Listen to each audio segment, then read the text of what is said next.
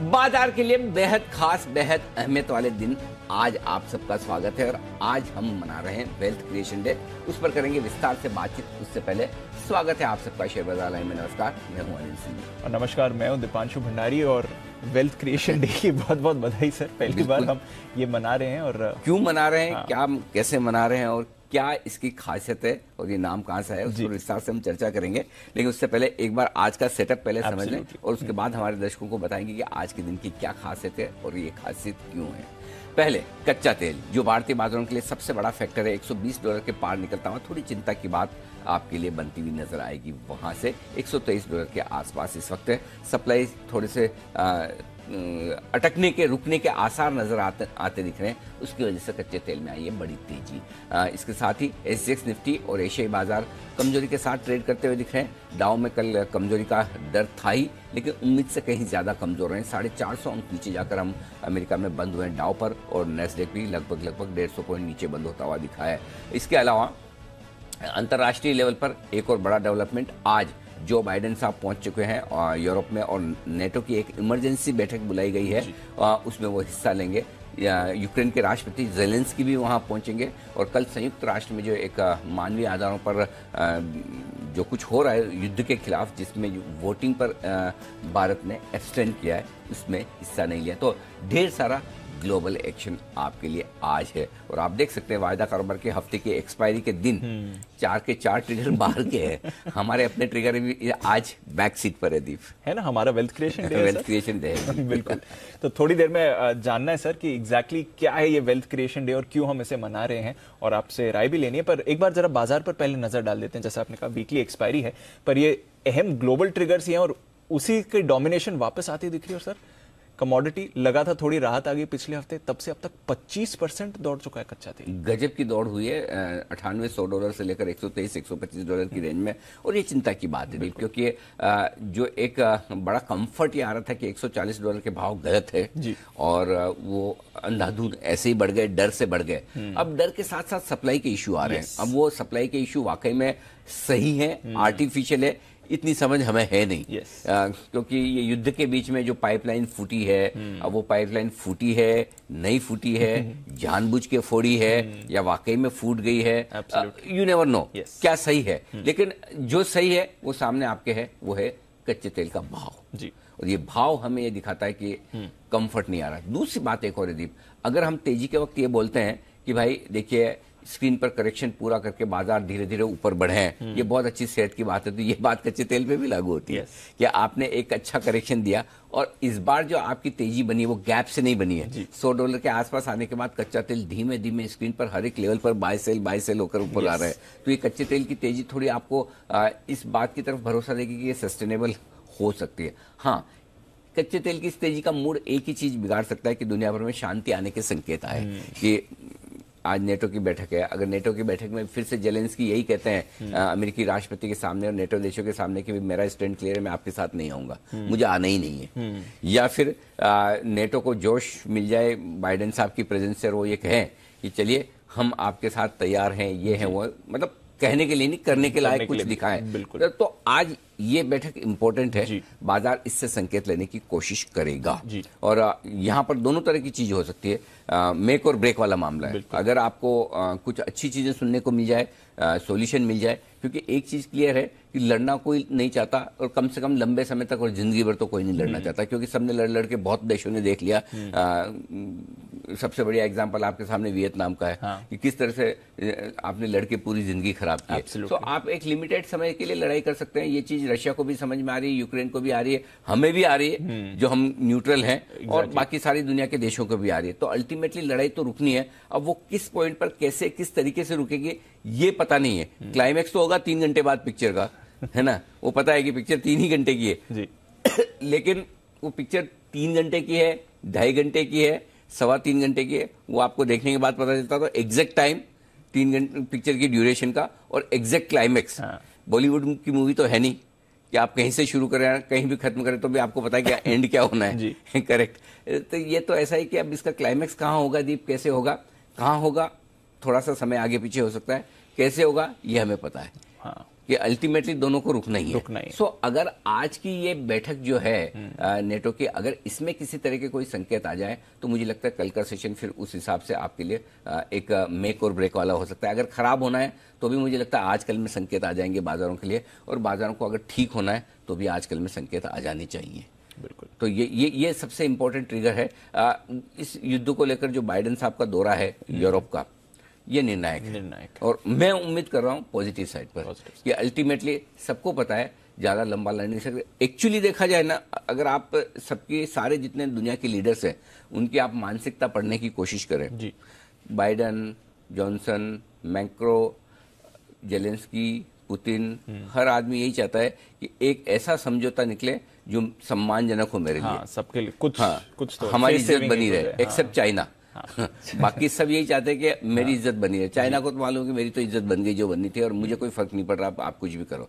बाकी सब लोग ये चाहते हैं कि एक रेस्पेक्टेबल सॉल्यूशन मिल जाए जहां ये ना लगे कि हम झुके। मतलब अब वही चैलेंज वही है ग्लोबल लीडर्स के सामने, ऐसा फॉर्मूला कहां से लाए जिसमें लगे कि सब लोग विन विन सिचुएशन में, कोई भी किसी के आगे नहीं झुका है। यही चैलेंज है, इसको पूरा करना है। लेट्स सी क्या होता है। इस बीच अमेरिकी बाजारों में अगर बात करें दीप, तो नेचुरली जो कमजोरी हुई इन सब तनाव के बीच में, स्पेशली मेटल्स और क्रूड के दाम जो तेजी से बढ़े हैं, पहले ही इतनी महंगाई से मर रहे हैं, मतलब हालत बुरा है अमेरिका का भी। हम तो फिर भी चलो, हमारे यहाँ भी महंगाई कोई कम नहीं है, लेकिन वहां तो 40-50 साल की ऊंचाइयों पर महंगाई, और उसके ऊपर से ये कच्चे तेल के दाम, भले वो कम इंपोर्ट करते हो, एनर्जी में सेल्फ सफिशिएंट हो, फर्क तो सब पर पड़ता है दीप, है ना।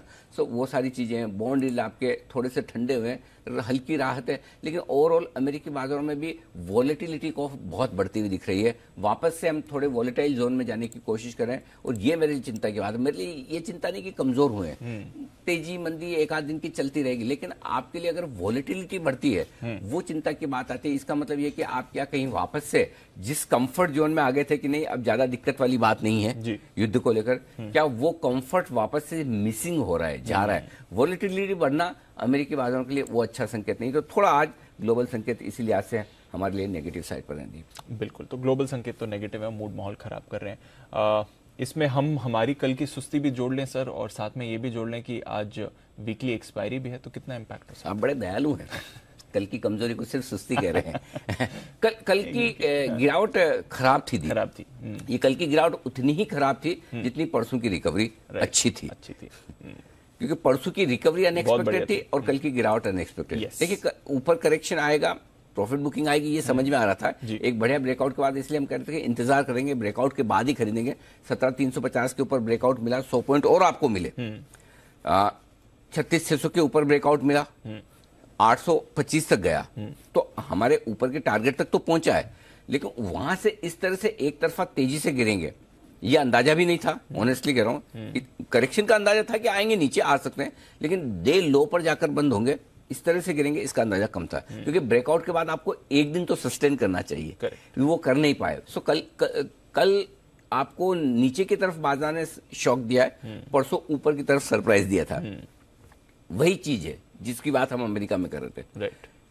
ऊपर नीचे होने में दिक्कत नहीं है, वोलेटिलिटी, एक दिन ऊपर एक दिन नीचे, एक दिन ऊपर एक दिन नीचे, और वो भी बड़े मार्जिन से।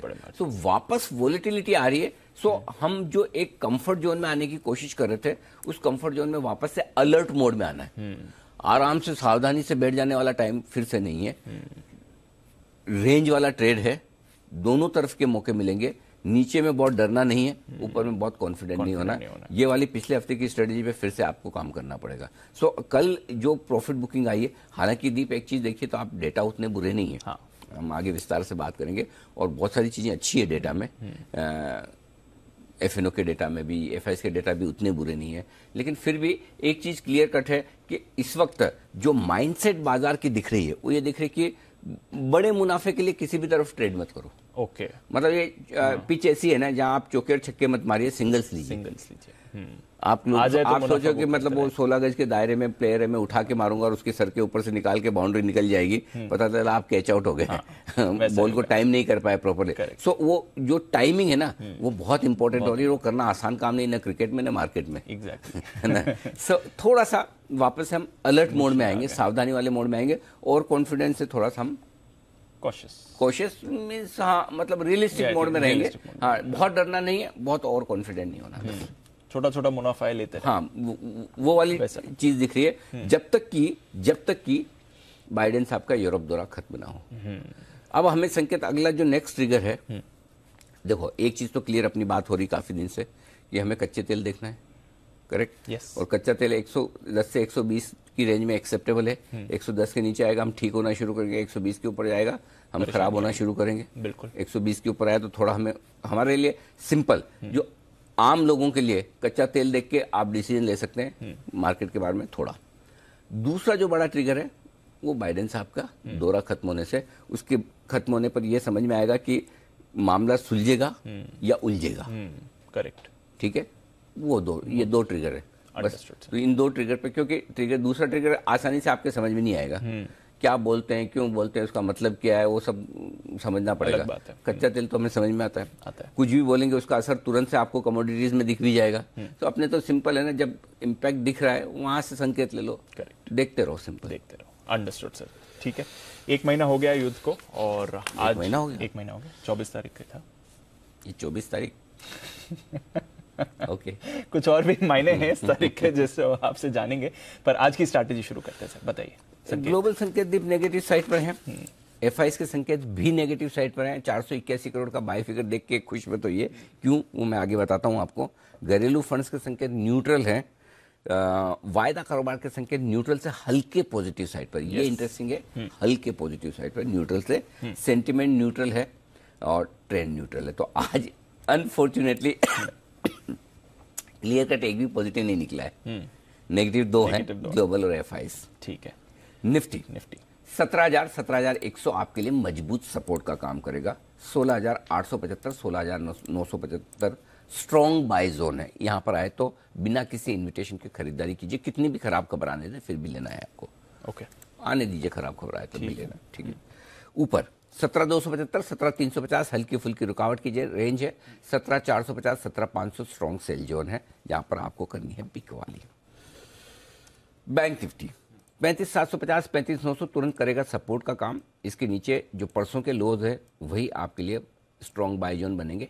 35,325 से 35,475 आना मुश्किल है, लिख कर रखना जरूरी है, ठीक है। ऊपर 36,350 36,425 हल्की फुल्की रुकावट, पार निकले तो कल के हाइस के आसपास 36,600 36,800 36,600 वो जहां से आपने ब्रेकआउट दिया। 36,825 का कल हाई बनाया, 25 पॉइंट ऊपर का कुशन के लिए छोड़ दिया 800 तक। 36,800 36,900 हम लगातार बात कर रहे थे कि सबसे बड़ा कंजेशन जोन वही है, वहीं पर जाकर बैंक निफ्टी रुका है कल 825 का हाई बना। क्लियर है? ये हो गया आपका बड़े जोन। तो सपोर्ट और रेजिस्टेंस, मेरे को लगता है लोगों को सपोर्ट वाली चीज पसंद आ रही है, पसंद आ रही है, उसमें समझ के लिए लेवल्स ज्यादा क्लियर हो जाते हैं। अच्छा, बाय द वे एक बार फिर बता दूं कि जो भी ये लेवल्स मैं आपको देता हूं सुबह 8 बजे वाली कमेंट्री में, एक भी लेवल फ्यूचर का नहीं होता। सारे निफ्टी और बैंक निफ्टी के लेवल में सब स्पॉट लेवल देता हूं। अब आप पूछेंगे ऐसा क्यों? कहते नहीं वो जो कमेंट्री में कि जिन लोगों ने अपने रेडियो सेट देरी से खोले उनके लिए, जैसे बहुत सारे हमारे हर रोज नए दर्शक काफी जुड़ते हैं, तो स्पॉट लेवल देने के पीछे पर्पज क्या है? पर्पज ये कि फ्यूचर्स में प्रीमियम सीरीज की शुरुआत से लेकर सीरीज के अंत में घटती बढ़ती रहती है। प्रीमियम में काफी कुछ मूड माहौल का भी फर्क पड़ता है। निफ्टी और बैंक निफ्टी के स्पॉट लेवल बनते हैं कैश मार्केट में डिलीवरी के ट्रेड के साथ, और इसलिए मैं उसको अहमियत देते हुए मैं स्पॉट लेवल से करता हूं। तो और इतिहास के आंकड़ों में जहां भी आप देखेंगे वो अहमियत आपके स्पॉट लेवल की 7,511 का लो 24 मार्च 2020 को बना था। वो निफ्टी स्पॉट है। निफ्टी फ्यूचर शायद ही किसी को याद हो कि उस दिन क्या था। करेक्ट। 7,610 का क्लोजिंग 23 मार्च का था, अब तक का लोएस्ट 2020 का, इस वाले फॉल का। सो आप हमेशा कभी भी देखेंगे इतिहास में आंकड़े जो आपको नजर आते हैं स्पॉट लेवल होता है। तो इसलिए स्पॉट लेवल की अहमियत ज्यादा है। स्पॉट लेवल में जो लेवल्स निकल कर आते हैं वो कैश मार्केट के ट्रेड से होते हैं, डिलीवरी वाले ट्रेड्स उसमें ज्यादा होते हैं, फ्यूचर्स वाले नहीं। इसलिए मैं सारे लेवल्स ये देता हूँ। इसका लॉजिक ये है। बाकी जो ट्रेडिंग के लिहाज से स्टॉक्स वगैरह में जब शॉर्ट टर्म ट्रेडिंग आप कर रहे हैं तो हो सकता है आप फ्यूचर्स भी ट्रेड करें, वो एक अपनी अपनी जगह हो सकता है, बट रेफरेंस के लिए स्पॉट लें। हाँ, मैं और दूसरे और सब छोड़ो, मेरा हाथ इसी में जमा हुआ है तो ज्यादा बढ़िया है। और ये याद रहते हैं, आराम से फटाक से लेवल मिल जाते, कभी भी आपको पास के जाके डेटा निकालने ढूंढने मिल जाए, फ्यूचर से निकालना भी मुश्किल है। बिल्कुल सर। ओके, 17,250 के आसपास आप बंद हुए। पहला सपोर्ट 17,200, 17,175, 17,125 और 17,100, ये है आपके लिए छोटे सपोर्ट। बड़े सपोर्ट पे 17,000, 16,975, 16,925 जो शायद हमें देखने को ना मिले। 17,000 के नीचे की रिस्क लगती नहीं है। ऊपर 17,275, 17,300 छोटे लेवल है, 350, 400 मीडियम, 450, 500 आगे के ऊपर के लेवल। बैंक निफ्टी 36,150 पे आप बंद हुए। तुरंत सपोर्ट आएगा 36,025 का। नीचे की तरफ 35,900, 35,750 ये छोटे सपोर्ट हैं। 35,475, 35,400 और 35,325 बड़े सपोर्ट है। बहुत हुआ तो 35,025 जिसकी संभावना नहीं के बराबर है। ऊपर कितना जा सकते हैं? 36,150 से गिनिए। पहला टारगेट होगा ऊपर का 36,250, 36,350, 36,425, ये 3 टारगेट हुए छोटे वाले। मीडियम टारगेट है 36,600, 36,650 और फाइनल 36,800, 36,900 जो कल आपको मिले हैं। तो ये है आपके लिए निफ्टी और बैंक निफ्टी के ऊपर और नीचे के सारे लेवल्स दी। ठीक है सर। एफआईएस की पोजीशन और पीसीआर? एफआईएस की इंडेक्स पोजीशन 3% घटी है, 58 से 55% कंफर्टेबल ही मानी जाएगी। ठीक मानी, हाँ, मतलब उतनी नहीं घटी। हाँ, ज्यादा घटी है, बड़ी भी नहीं, ठीक है। ओके, पुट कॉल रेशियो अच्छा है, 1.01 से घटकर 0.85, लाइट कंफर्टेबल है। एक्सपायरी के दिन ठीक है, लेकिन ये निफ्टी का है। बैंक निफ्टी का पुट कॉल रेशियो और अच्छा है दीप, 0.59, काफी कम है सर। वो हालांकि बैंक निफ्टी का पुट कॉल रेशियो हमेशा नीचे रहता है कंपैरेटिवली, 20 बेसिस पॉइंट का आप फर्क मान के चले ऑन एन एवरेज। इसलिए बैंक निफ्टी का पुट कॉल रेशियो जल्दी ओवरसोल्ड नहीं होता, लेकिन 0.6 के नीचे ओवरसोल्ड होना शुरू हो जाता है। सो बैंक निफ्टी का पुट कॉल रेशियो ओवरसोल्ड होने के संकेत दे रहा है। निफ्टी का पुट कॉल रेशियो 0.7 के आसपास मैं आजकल मानता हूं ओवरसोल्ड, ठीक है, वहां 15 बेसिस पॉइंट की जगह और है, लेकिन बैंक निफ्टी लगभग ओवरसोल्ड के नजदीक 5 बेसिस पॉइंट और घट गया 0.55, 0.5, तो वो तो ओवरसोल्ड है ही। सो थोड़ा वो क्वेश्चन मिल रहा है कि इतने एक दिन की गिरावट में मार्केट हल्के हो गए, वो अच्छी बात है। करेक्ट। सो आप हल्के होकर जा रहे हैं आज की वीकली एक्सपायरी में, ये एक अच्छा संकेत है। विक्स 3% बढ़ा है, ये तो बढ़ना ही है, जिस तरह का माहौल है विक्स तो बढ़ने का चक्कर दिख ही रहा है। ठीक है जी, ठीक है। तो ये है आपके लिए सारे इंपॉर्टेंट लेवल्स है आज के लिए और डेटा। अब पोजीशंस पर आते हैं, मौजूदा पोजीशंस वाले क्या करना है, क्योंकि कल तो थोड़ा मूड माहौल था, बट आज फिर से अगर नीचे खुले तो क्या होगा? थोड़ा एक इंटरेस्टिंग चीज है कि स्टॉप लॉस कहां लगा जाए। छोटा लगाना है 17,100 होता है इंट्राडे और क्लोजिंग बेसिस दोनों पर ही, तो क्लोजिंग तो 17,100 क्लियर कट है। इंट्राडे में अगर आपको रिस्क कम रखनी 17,100 रखिए, रिस्क ज्यादा रख सकते हैं तो 16,975 रखिए आपकी इच्छा पर। Bank Nifty closing stop loss clear cut है 36,000 का। दोनों में क्लोजिंग स्टॉप लॉस कल भी यही दिया था, आज भी है। इंट्राडे में बैंक निफ्टी में भी यही हाल है। छोटा लगाना है तो 35,900 लगाइए, बड़ा लगाना है तो फिर सीधा 35,300 के आसपास आता है, जो बहुत दूर है। सो फिर मैंने 35,900 ही रखा है, फिर मेरे का इससे ज्यादा की रिस्क रखने का मतलब नहीं। ये आपके लिए स्टॉप लॉस हो गया। शॉर्ट पोजीशन अगर आपके हैं तो आपका स्टॉप लॉस सेम है जो कल का था इंट्राडे और क्लोजिंग बेसिस पे। कल इंट्राडे में तो आपका ट्रिगर हो गया होगा 17,350, क्लोजिंग वाला नहीं हुआ जिसने क्लोजिंग पे रखा। इसलिए इंट्राडे और क्लोजिंग स्टॉप लॉस की अहमियत ये होती है कि जिनको पोजिशनल ट्रेड करना है वो क्लोजिंग बेसिस पे इंतजार करे। तो जो शॉर्ट है अब आज भी आप वहीं रखिए। अगर इंट्राडे में आपको दूर का रखना है तो 17,450 कल का हाई कर लीजिए, लेकिन मुझे लगता है अब वापस से एक बार अगर हम कल हल्के होने के बाद आज 17,350 के ऊपर निकलते हैं दीप, तो वो बाजार की ताकत दिखाएगा। इसलिए अब स्टॉप लॉस यही ठीक है। बैंक निफ्टी में सेम 36,600 को कल पार किया हमने, इंट्राडे स्टॉप लॉस ट्रिगर हुआ, क्लोजिंग 36,600 के ऊपर नहीं मिली। सो आज भी हम स्टॉप लॉस को वहीं रखेंगे 36,650 कल वाला ही, यही स्टॉप लॉस इंट्राडे और क्लोजिंग दोनों बेसिस पे। Understood sir. चलिए नई पोजीशंस पर आते हैं, क्या करें आज? खरीदना है निफ्टी 16,975, 17,100 की रेंज में, 125 पॉइंट की रेंज है, यहाँ पर आए तो खरीदारी करिएगा। थोड़ा सा नीचे का दे रहा हूँ, 150 पॉइंट नीचे यहाँ से आएगा नहीं आएगा कहना मुश्किल, नहीं आए तो बहुत अच्छा, आए तो खरीदिए, नहीं तो वैसे भी आपकी लॉन्ग पोजीशन तो है ही है। 16,875 का होगा स्टॉप लॉस, 17,175, 17,200 दो छोटे target, 250, 300 medium target, 350, 400, 450 final target, जिसके लिए आपको करनी है निफ्टी में खरीदारी। जो लोग बेचना चाहते हैं जरूर बेचें, 350 से 450 की रेंज में बेच सकते हैं। स्टॉप लॉस 525 का लगाइए, 17,525 का। और जो टारगेट आपके लिए नीचे के बनेंगे वो पहला टारगेट होगा 17,300 का, दूसरा टारगेट होगा 17,200 ये जो टारगेट है, हाँ नहीं, ये टारगेट थोड़े से ठीक करिएगा।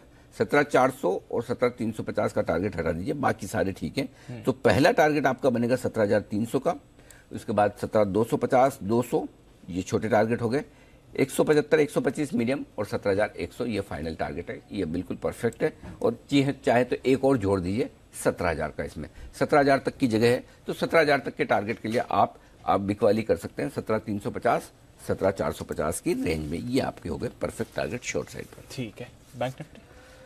बैंक निफ्टी में दीप है ना, थोड़ा आज मामला कंफ्यूजन वाला है जी। मैं बहुत जो निकाल के दे रहा हूँ एकदम 100% कॉन्फिडेंस वाली ट्रेड नहीं दे रहा हूँ, क्योंकि मुझे ये समझ में नहीं आ रहा कि बैंक निफ्टी आज की करेक्शन में कहाँ रुकेगा।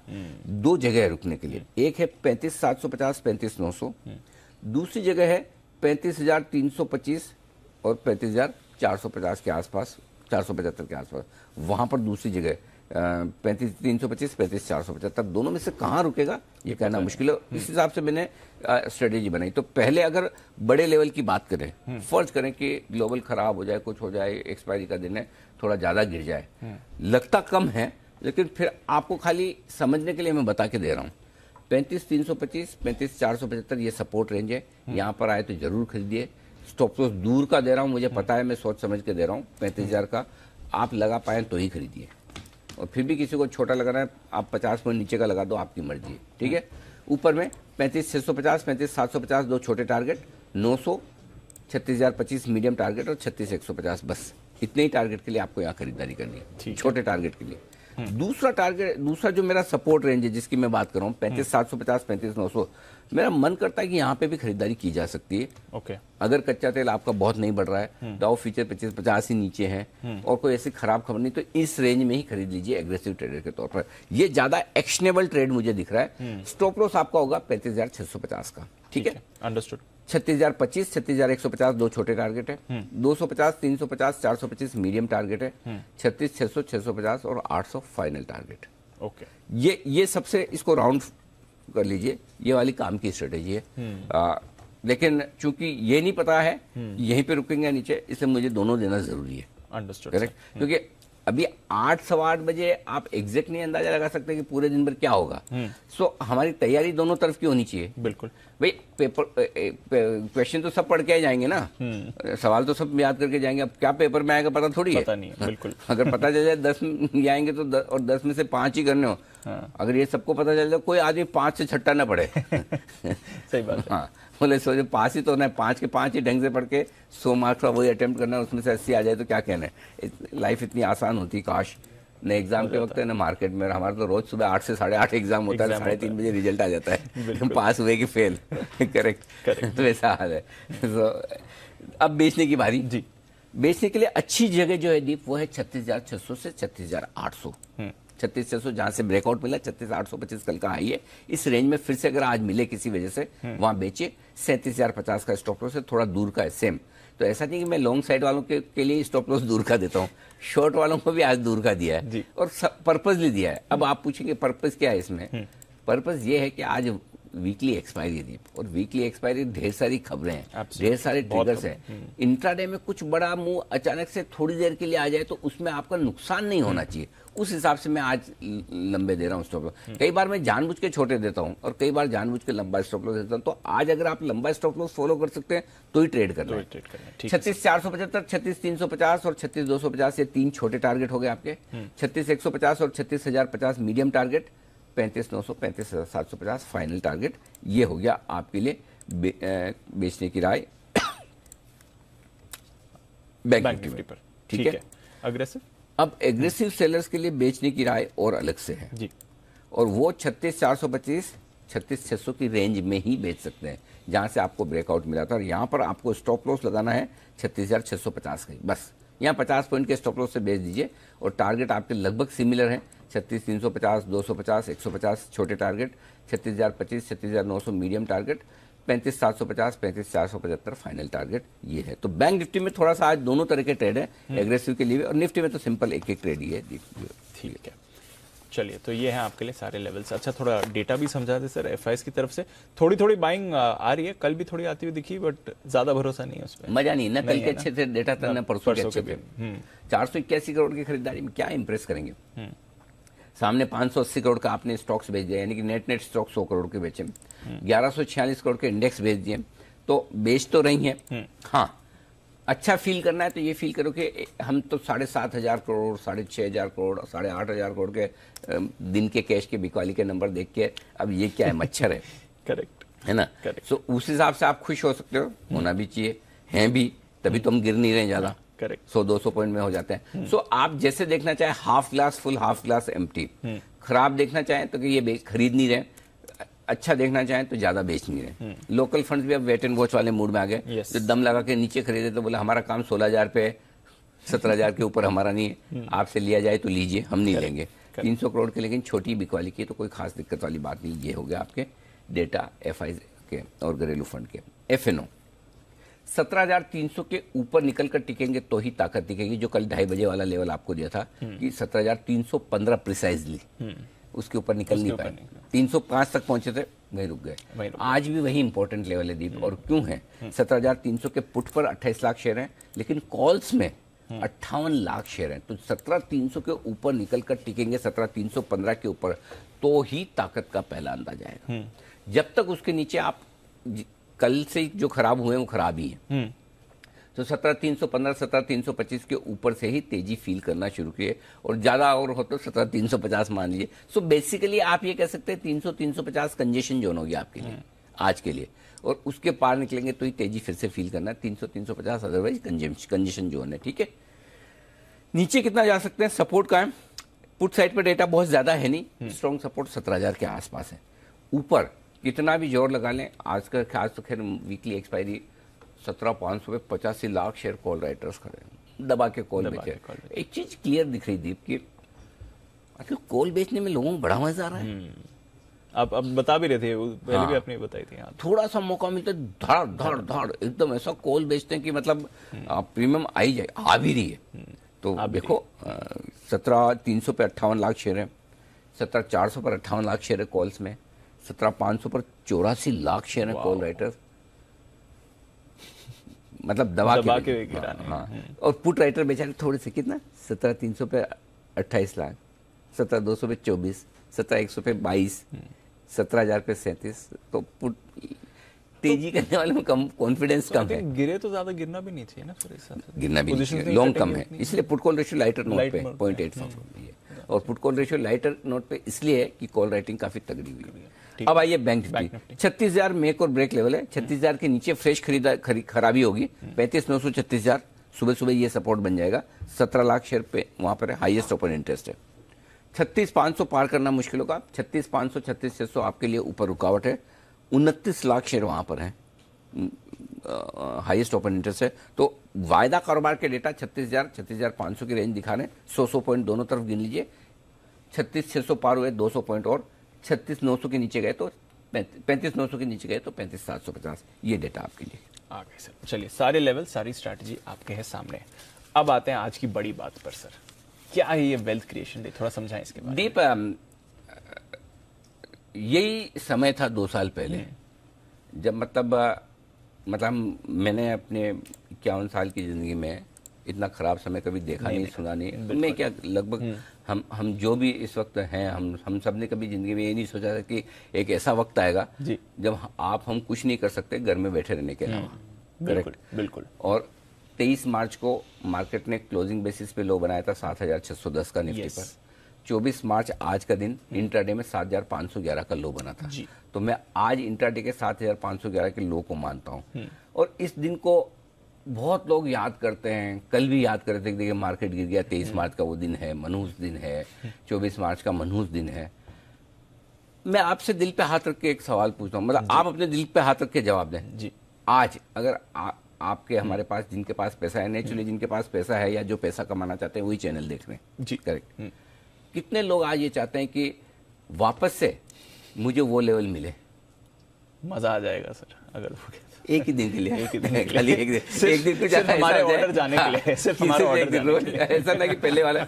सो ये वो समय भी था जिसको हम बुरी चीजों के लिए याद करते हैं कि लाइफ में ऐसा हो गया वैसा हो गया। आई एम श्योर बहुत लोगों ने पैसा तोड़ा भी होगा, बिल्कुल। लेकिन आप सब वो दिन एक दिन के लिए जरूर देखना चाहते हैं वापस से जिंदगी में, जिस दिन मैं पैसा लगा पाऊं। मैं ये सिर्फ लगा पाएंगे नहीं लगा पाएंगे, हो पाएगा नहीं हो पाएगा, वो सेकेंडरी चीज है। तो हमने सोचा कि क्यों इस दिन को कोसा जाए। अगर ये दिन आपकी जिंदगी में बार बार आए, बार बार मौका दे, तो आप उसे वेल्थ बनाने के लिए इस्तेमाल करें। और इसीलिए हमने गूगल करके देखा, सब किया, दुनिया में कहीं वेल्थ क्रिएशन डे का नाम नहीं है। हमने कहा हम नाम देंगे। 24 मार्च आज से हर साल वेल्थ क्रिएशन डे के तौर पर मनाया जाएगा दुनिया में, और इसकी शुरुआत हम कर रहे हैं। डन। और हमें पूरा भरोसा है, हम शुरुआत कर रहे हैं, हमारे साथ आप जुड़े हुए हैं और आपके साथ पूरी दुनिया जुड़ेगी। क्यों नहीं इस दिन को हम इस दिन के तौर पर सेलिब्रेट करें कि ऐसे दिन इस तरह के माहौल में जब आप पैसा लगाएंगे तब आपके लिए बड़ी कमाई होगी। और सबूत देख लीजिए, जिस तरह से 2 साल में बाजार ने 500 से 18,600 की यात्रा तय की, 100% से ज्यादा की रिटर्न, ये सबूत है। सो जी बिजनेस हमारे दर्शकों के लिए, पूरी दुनिया के लिए आज के दिन को वेल्थ क्रिएशन डे के तौर पर मना रहा है। और इसको मनाने के में हम आज देश के सारे दिग्गज जो मार्केट एक्सपर्ट्स हैं, हम उनसे मुलाकात करेंगे, जानेंगे, समझेंगे उनके अनुभव, उनकी लर्निंग्स, उन्होंने क्या कुछ सीखा है, वो सब देखेंगे। तो काफी कुछ सीखने, कभी कभी फ्लैशबैक से ये भी सीख लेना चाहिए। बिल्कुल। फ्लैशबैक की बात करिए एक बार जरा, थोड़ा बिल्कुल, और रिफ्रेशर भी बिल्कुल लेना चाहिए। और दीप, मैं एक चीज कहना चाहता हूं कि पहले आप रिफ्रेशर ले लें, फिर उसके बाद एक बार फ्लैशबैक देख लेते हैं, क्योंकि कुछ और इंटरेस्टिंग डेटा भी मैंने पुल अप करा है। पर एक बार क्यों हम मना रहे हैं ये दिन, और 2 साल पहले क्या मूड माहौल था, तब से अब तक क्या हुआ है, एक झलक देख लेते हैं उसकी। आप 2020 में जो 10 साल से करेक्शन का इंतजार है लोगों को, 2008 के बाद बड़ा करेक्शन नहीं हुआ। कोरोना अच्छा ट्रिगर है, ग्लोबल मार्केट्स को बड़ा करेक्शन देना है कि 15-20% का करेक्शन अगर ग्लोबल मार्केट्स में चाहिए तो इसकी ताकत तो दिख रही है वैसा करेक्शन देने की। पूरे यूरोप का आरबीआई, जिसमें यूरोप के सारे देश आ जाते हैं, वो भाई साहब कह रहे हैं कि ये संकट 2008 जैसा है। और ये 2008 जैसा संकट हम आपको पिछले 10 दिन से कह रहे हैं कि 2008 जैसा संकट हो सकता है। 12,000 के नीचे बेच दो, बेचो, यहाँ भी बेचो, ऊपर आए तो और बेचो। बेचना ही तो है, क्लियर कट बता रहा हूँ। पर मैं बेचना है। प्लीज कुछ मत लीजिए, प्लीज रिक्वेस्ट है, हाथ जोड़कर कह रहा हूँ, मत लीजिए। ऐसा ना हो कि लोगों को खून के आंसू पीने पड़े। शब्दों पे गौर करिए, खून के आंसू। पिछले 10 दिनों से नहीं लेना है, नहीं लेना है, नहीं लेना है, ठोक ठोक के बोला, चिल्ला चिल्ला के बोला, पूरे 25 साल की इज्जत को दाव पे लगा के बोला। जिनको नहीं लेना है, नहीं लेना है, नहीं लेना है, हिंदी में समझ में नहीं आता है, उनको इंग्लिश में no no no no no, big no 100 बार लिखो, तब याद होगा। मैं ऐसे ही पढ़ाता हूँ, गिरेगा यहाँ बेचिए और बेचिए, जहां जाए वहां बेचिए, ये बोला तब जाके याद हुआ है। अब जो शब्द आपके लिए आ रहे हैं वो आपके लिए गोल्डन वर्ड्स हैं। ओके। क्यों? कि जब 20% 25% गिरने के बाद पूरी दुनिया में पैनिक की बात होती है, तब आपको समझदार होना है। अब जी बिजनेस के दर्शक समझदार होंगे। इन्वेस्टर हैं, आपकी एसआईपी है क्योंकि महीने की शुरुआत है, मेरी एसआईपी के पैसे आज गए हैं, मैंने आज इन्वेस्ट किया है। जो डिसिप्लिन के साथ आपको इन्वेस्टमेंट करना है वो करना है। अगर आप इन्वेस्टर हैं तो आपके लिए अगले 6 महीने लाइफ टाइम अपॉर्चुनिटी है। अगले 6 महीने से 12 महीने आपको बाजार बहुत बढ़िया मौका देगा। अब से लेकर अगले 3-6 महीने मुझे स्टेगर्ड वे में दबाकर पैसा लगा। ये जो 3 लेवल आपको दिए, इस हर एक लेवल पर निफ्टी जब आए आपको अपना 20% पैसा लगा देना है। एज एन इन्वेस्टर 7,200 7,500 की रेंज मिले, उसमें आपको 35% पैसा डाल देना चाहिए। अगले 6 हफ्तों के लिए करनी है शॉर्ट क्लास एसआईपी। और अगले 6 साल के बाद Anil ji thank you very much बोलेंगे। 6 साल के बाद भरपूर पैसा कमाएंगे। बॉटम बनने का कहीं कोई फॉर्मूला मिलेगा नहीं दीप जी। अगर आप कहीं भी गूगल करके कितनी भी बुक्स पढ़ने की कोशिश करेंगे, आपको पता नहीं चलेगा कि बॉटम कैसे बनता है। तो मैं दावे से कह सकता हूँ, ऐसा डेटा आपने न किसी ब्रोकरेज में देखा होगा, न कहीं किसी भी मीडिया चैनल या बिजनेस पेपर में आपने देखा होगा। 7,610 पर जो बाजार बंद हुआ है 24 मार्च को, वो बाजार का बॉटम बन चुका है। तो पहला सिनेरियो तो ये कि 2001-2004 के हिसाब से आप चलेंगे तो आपके लिए बाजार में बुल रन 17,650 के आसपास तक था। आमतौर पर मार्केट को प्रेडिक्ट करना तो मतलब आसान काम तो मतलब शब्द सही नहीं है, मुश्किल नहीं नामुमकिन है वैसा है मामला, है ना। बिल्कुल। मतलब डॉन को पकड़ना मुश्किल ही नहीं नामुमकिन है, वैसे मार्केट को बॉटम और टॉप, करेक्ट, जब हमने टॉप फॉर्मूला बनाया वो एकदम परफेक्ट साबित हुआ।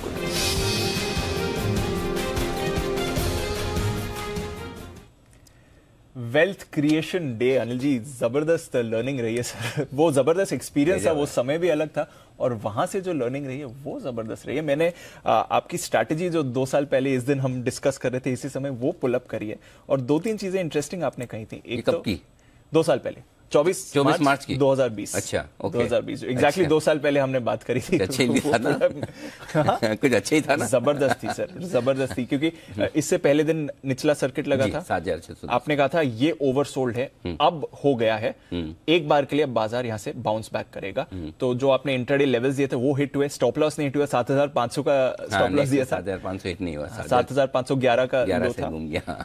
मोर इंपॉर्टेंटली ये तो ट्रेडर्स के लिए आपने कहा था ओवरसोल्ड है, बाउंस बैक करेगा। एक बड़ी बात आपने कही थी जो उस समय भी आप कह रहे थे कि इन्वेस्टर्स को पैसा लगाना है और सबसे बड़ी किस्त आज आपकी जानी चाहिए। करेक्ट, 40% के आसपास 40% की जानी चाहिए आज आपने। मैंने भी डाला था उससे। हाँ, डाला था। एक तो ये निकाला कैसे उस समय और वहां से क्या लर्निंग हुई कि इतना कॉन्फिडेंस मिला कि ये करा जाए उस समय? दीप, देखिए ये 8,500 से हमने पैसा लगवाना शुरू कर दिया था। जब हमने 12,000 11,800 से बोला कि नहीं लेना है, 12,400 का उस समय हाई था लाइफ टाइम निफ्टी का, 12,000 11,800 से हमने बोलना शुरू किया कि नहीं लेना है, नहीं लेना है। और वो मतलब आई डोंट नो, कई बार क्या होता है कि आपको लगता है कि आप अपना रिकॉर्ड वापस से तोड़ पाएंगे, तो मुझे भी लगता है कि ये मेरी जो परफॉर्मेंस थी सुपरलेटिव थी। आई डोंट नो कि उससे बढ़िया मैं कभी कर पाऊंगा। माँ सरस्वती की कृपा हो तो अलग बात है, बट जो हो गया वो हो गया, हर बार नहीं हो सकता। मतलब कोई आप वर्ल्ड रिकॉर्ड वाली इनिंग खेलते तो वो बार बार नहीं आती लाइफ में। सो ये उस समय का पता नहीं कैसे हुआ, क्या हुआ, जो भी समझ आई। लेकिन 8,500 से हमने पैसा लगाना शुरू किया। जब 7,600 7,500 पे ये बॉटम बना 23 और 24 तारीख को, तो हमने कहा कि आज मैं खुद 40% डाल रहा हूँ, मैंने डाला भी। लेकिन लर्निंग की बात करें, जो अच्छा किया वो तो आपने देख लिया, वो ठीक है। जो क्या अच्छा नहीं किया वो बताता हूं। मैंने डाला पैसा, 8,500 में भी डाला, 8 में भी डाला, 7,500 में भी डाला, 7,600 में भी।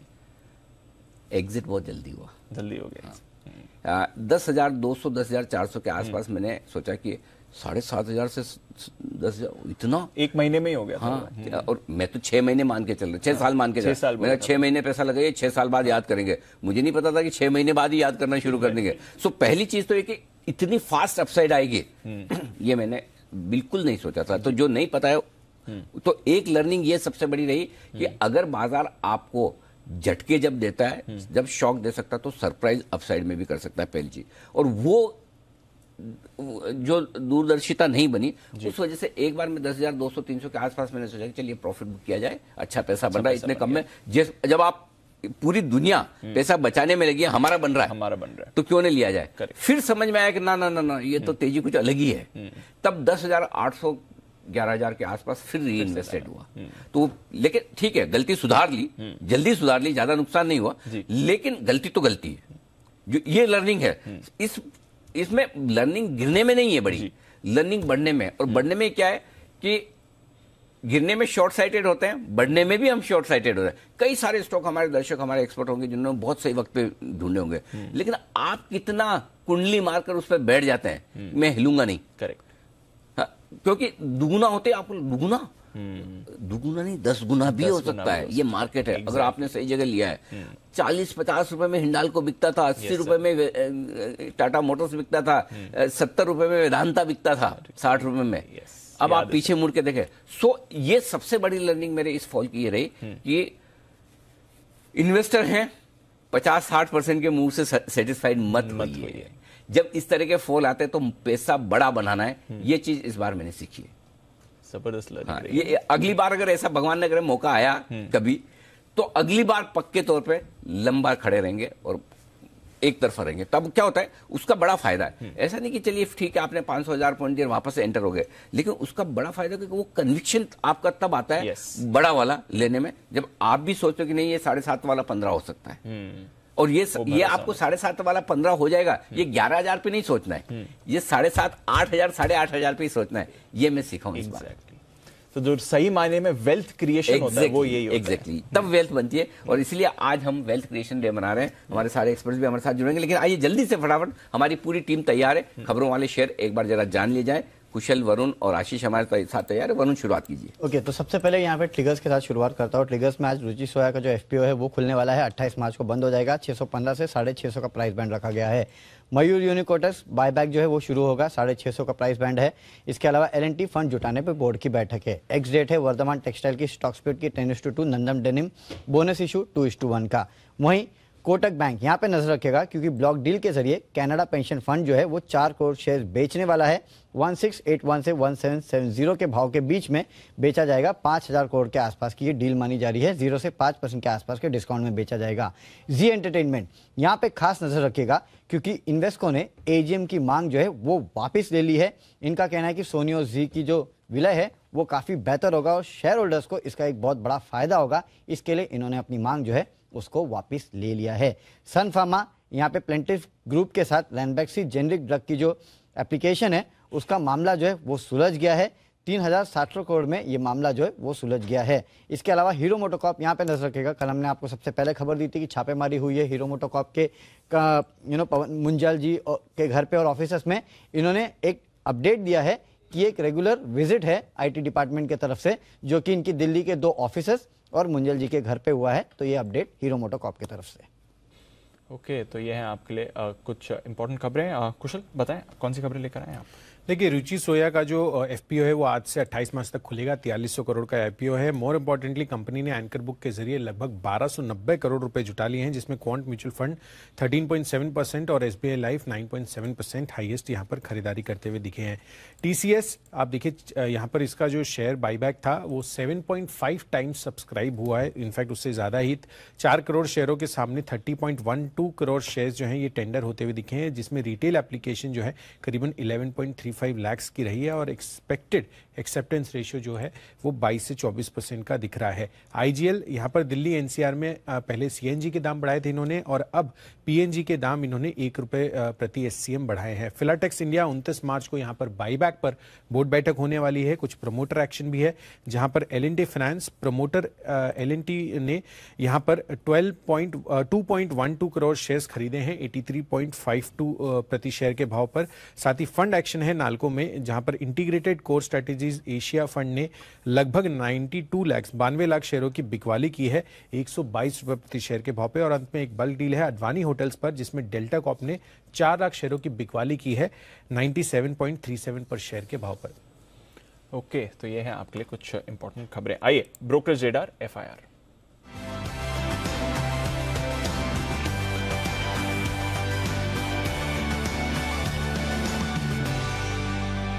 मॉर्निंग आशीष, बताएं आज की रिपोर्ट। देखिए, कोटक महिंद्रा बैंक यहाँ पर सीएलएसए की तरफ से रिपोर्ट आई है। खरीदारी किराए को बरकरार रखा है 2200 रुपए के लक्ष्य के लिए। मान रहे कि जो पीयर्स हैं इन्हें 4 से लेकर 5% की ग्रोथ से आउट परफॉर्म कर सकते हैं, तो यहाँ पर फोकस बना रहेगा। टाटा मोटर्स भी सीएलएसए की रिपोर्ट आई है, जहां पर बिकवाली किराए को बरकरार रखा है 392 के लक्ष्य के लिए। ये मान रहे कि आगे जाकर जेएलआर के वॉल्यूम्स में गिरावट देखने को मिल सकती है। सन फार्मा यहाँ पर खबर आई है सेटलमेंट की। इसके बाद बैंक ऑफ अमेरिका की तरफ से रिपोर्ट है, खरीदारी किराए को बरकरार रखा है 930 रुपए के लक्ष्य के लिए। नोमिरा भी खरीदारी किराए दे रहे हैं, ज्यादा बुलिश है, 1094 रुपए का लक्ष्य दिया है। जोमैटो आज फोकस में रहेगा। 3 ब्रोकरेज हाउस की रिपोर्ट आई है, तीनों ने जो है करंट मार्केट प्राइस से ऊंचा लक्ष्य दिया है। जेपी मॉर्गन की रिपोर्ट खास है, जहां पर ओवरवेट की रेटिंग को बरकरार रखा है 130 रुपए के लक्ष्य के लिए। और साथ में एबीबी इंडिया यहां पर भी नजर रखेगा। क्रेडिट स्विस की तरफ से रिपोर्ट आई है, जहां पर रेटिंग को डाउनग्रेड कर दिया है और लक्ष्य भी 2250 से घटाकर 1850 कर दिया है। क्रेडिट स्विस भी अगर आप देखें तो न्यूट्रल की रेटिंग को बरकरार रखे हैं और 2650 से लक्ष्य को घटाकर 2250 कर दिया है। ओके, तो ये है आपके लिए सारी ब्रोकरेज पिक्स। आइए बढ़ते आगे। और इस वेल्थ क्रिएशन डे में आज आपका भी पूरा पार्टिसिपेशन होगा, हमारे सारे एक्सपर्ट्स का भी होगा। पहले तो ये बता दूं कि आज के दिन हमारे कुछ खास मेहमान हमारे साथ जुड़ने वाले हैं। हमारे साथ बाजार के जाने माने दिग्गज नीलेश शाह होंगे 9:45 पर। 10:30 बजे वल्लभ बंसाली साहब से बात करेंगे। राहुल अरोड़ा साहब 11 बजे, 12:30 बजे अमीषा जी होंगी और 2:10 पर मेहरबून ईरानी होंगे। इन सब से हम जानेंगे कि क्या कुछ अनुभव उनके रहे, क्या कुछ उन्होंने सीखा है और इस बाजार में वेल्थ किस तरह से बनाई जाए। आपके लिए कुछ बहुत ही बेहतरीन निवेश मंत्र मिलेंगे, लेकिन इसका मतलब ये नहीं कि आपको सिर्फ सुनना है। आपको भी पार्टिसिपेट करना है। आपके पार्टिसिपेट करने के लिए भी आज पूरे दिन भर हमने खास आयोजन रखे हैं। मार्च 2020 के बॉटम में आपने क्या खरीदा?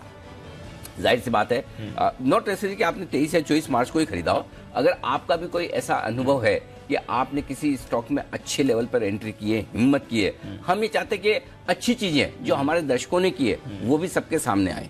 ऐसा नहीं कि सिर्फ हमारे एक्सपर्ट या हम ही कुछ अच्छा करें। हमारे दर्शक बहुत समझदार हैं, बहुत मैच्योर हैं।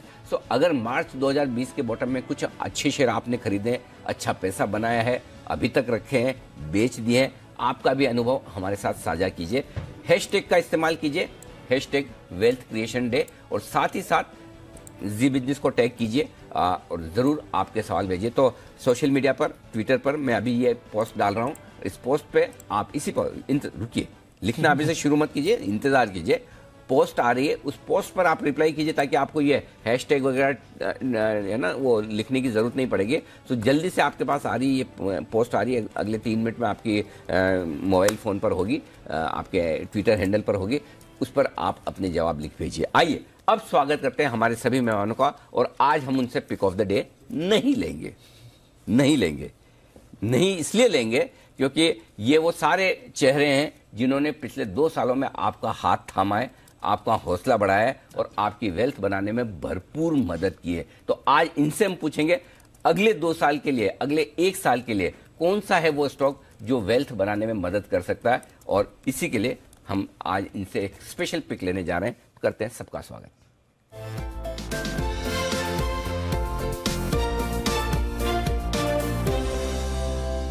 सेठी साहब सुप्रभात, आप शुरुआत कीजिए।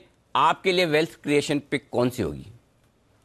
Good morning Anil ji, good morning Deepanshu. सबसे पहले अनिल जी आपको बधाई, जो आपने जो क्लिपिंग देखी अभी वेल्थ क्रिएशन डे की, उसको अब देखते हैं तो इन रेट्रोस्पेक्ट ऐसे लगता है जैसे वो इवेंट प्ले आउट होने के बाद बनाई गई क्लिप है। एब्सोल्युटली, बिल्कुल जैसे जैसे आपने कहा वैसे वैसे मार्केट ने प्ले किया। हेड्स ऑफ टू यू, और बहुत सही समय पे लोगों को निवेश करने का और जो शॉर्ट ब्लास्ट एसआईपी का आइडिया दिया, जिसके कारण बहुत जबरदस्त पैसा लोगों का बना और लोग घबराए नहीं, बेचा नहीं माल, और नया जिसने लिया उसके तो वारे न्यारे हो गए। बाकी अनिल जी कई सारे स्टॉक्स इस 2 साल में मैंने भी दिए हैं जिन्होंने बहुत अच्छा वेल्थ क्रिएट किया है, और उसमें ही एक स्टॉक जो आज वापस रिकमेंड करना चाहूंगा, जो कि मैंने बहुत निचले लेवल्स पे आइडेंटिफाई करा हुआ था। स्टॉक का नाम है KPR mills.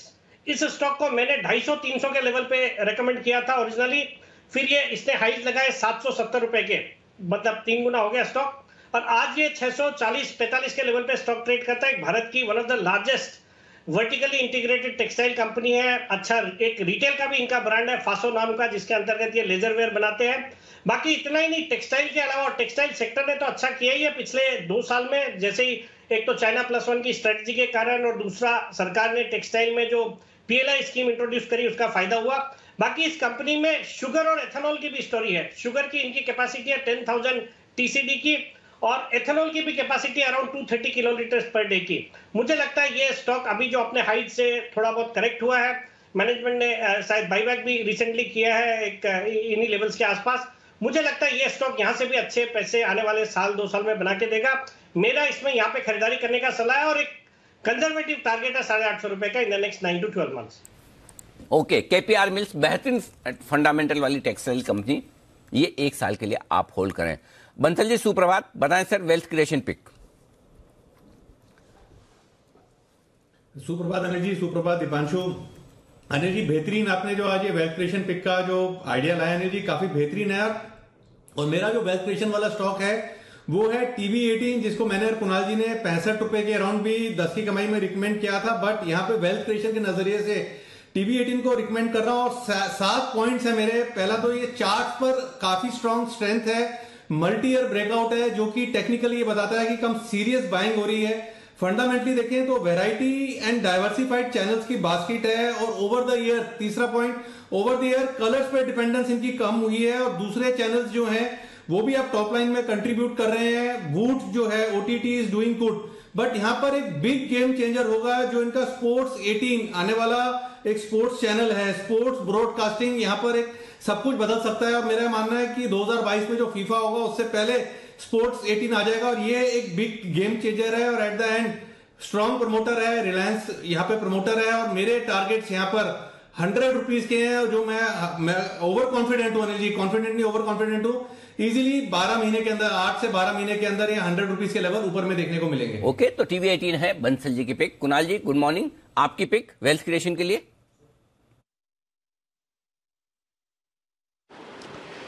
Good morning Anil ji, good morning Deepanshu. Anil ji देखिए, वेल्थ क्रिएशन पिक देने से पहले आपको एक कॉम्प्लीमेंट दे दूं अनिल जी, आपका ये सूट बड़ा जच रहा है अनिल जी, गुलाबी मुझे यहां से दिखाई दे रहा है, तो अनिल जी वाकई में मतलब शानदार। थैंक यू कुणाल जी। इसलिए नहीं कि सूट के लिए कि मेरा सूट बहुत अच्छा है, इसलिए कि कोई मुझसे भी ज्यादा कलर ब्लाइंड है। क्या अब तक मैं ये समझता था कि मैं ही ऐसा आदमी जो रंगों को ढंग से नहीं पहचान पाता, जो नहीं समझ में आता, मैं उसे इंग्लिश कलर कह देता हूँ। आपने इसे गुलाबी कहा, आपसे मेरा कलर का सेंस ज्यादा बेहतर है, इससे मैं ग्रे मान लूं। दीप ग्रे, ये तो ग्रे ग्रे, अच्छा दीप ने कहा ग्रे, ऐश ग्रे बोल रही है, ash grey, oh my god. Okay, so thank you Kunal ji. आज मुझे थोड़ा सुपरिटी कॉम्प्लेक्स फील हुआ इस मामले में। बताएं sir wealth creation pick. Anil ji चाहे गुलाबी हो या ग्रे आप पर जच रहा है। हाँ, ये ठीक बात अनिल जी ज्यादा जरूरी है। Thank you sir. और दूसरी बात अनिल जी, जी और दूसरी बात अनिल जी, जो आज आप दूसरी एनिवर्सरी मना रहे हैं 24 मार्च 2020 की, तो अनिल जी उस समय की बड़ी जबरदस्त यादें हैं। उस समय अनिल जी ऐसा माहौल था, ऐसा लग रहा था कि दुनिया बचेगी कि नहीं बचेगी। उस समय आपने अनिल जी, मुझे याद है, आपने कहा कि मैं अपने भी पैसे म्यूचुअल फंड्स में डाल रहा हूं इन स्तरों पर, और उससे अनिल जी जो कॉन्फिडेंस मिला अनिल जी, मुझे याद है उस समय चार्ट्स पर बहुत कम बाय सिग्नल्स थे, मोस्टली स्टॉक्स में एग्जिट के संकेत आ रहे थे। उस समय मैंने Anil ji Nifty ETF bye किए थे। जब कुछ भी नहीं समझ आए और आपको कोई इस तरह की स्थिति हो, आपको समझ नहीं आ रहा लेकिन आपको यह लग रहा है कि कुछ ना कुछ बाय करना चाहिए, तो निफ्टी ETF जो है वो एक बहुत ही सेफ विकल्प रहता है, तो वही मैंने खरीदारी की थी। तो अनिल जी उस समय की यादें आती हैं और बहुत जबरदस्त आपने उस समय लोगों का मार्गदर्शन किया, उसके लिए धन्यवाद अनिल जी। आप thank you sir, thank you so much.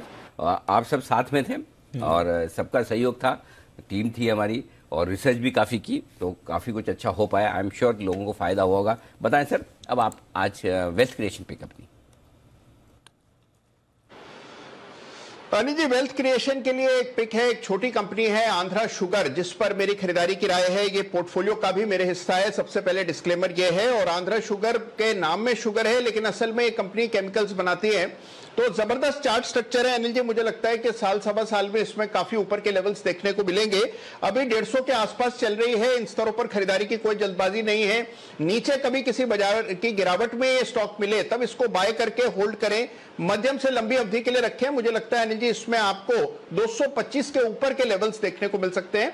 तो आंध्रा शुगर है अनिल जी मेरी वेल्थ क्रिएशन पिक। परफेक्ट। आइए किरण जी से भी जान ले उनकी wealth creation pick. Kiran ji सुप्रभात, बताएं सर। अनिल जी सुप्रभात। Deep very good morning. Anil ji पहले तो ये जो इनिशिएटिव है वेल्थ क्रिएशन डे, ये initiative hats off to you. इतनी बड़ी इनिशिएटिव आपने की है, बहुत ही अच्छी लग रही है। और जिस तरीके से आपने नीचे में बाय करने के लिए कहा था, hats off to you Anil ji. Thank you sir, thank you. एक याद आता है, जब हम छोटे थे तब कपिल देव की एड आती थी कि पामोलिव का जवाब नहीं। हाँ। तो मैं कहना चाहता हूँ अनिल जी का जवाब नहीं। अरे सर पामोलिव का जवाब नहीं है।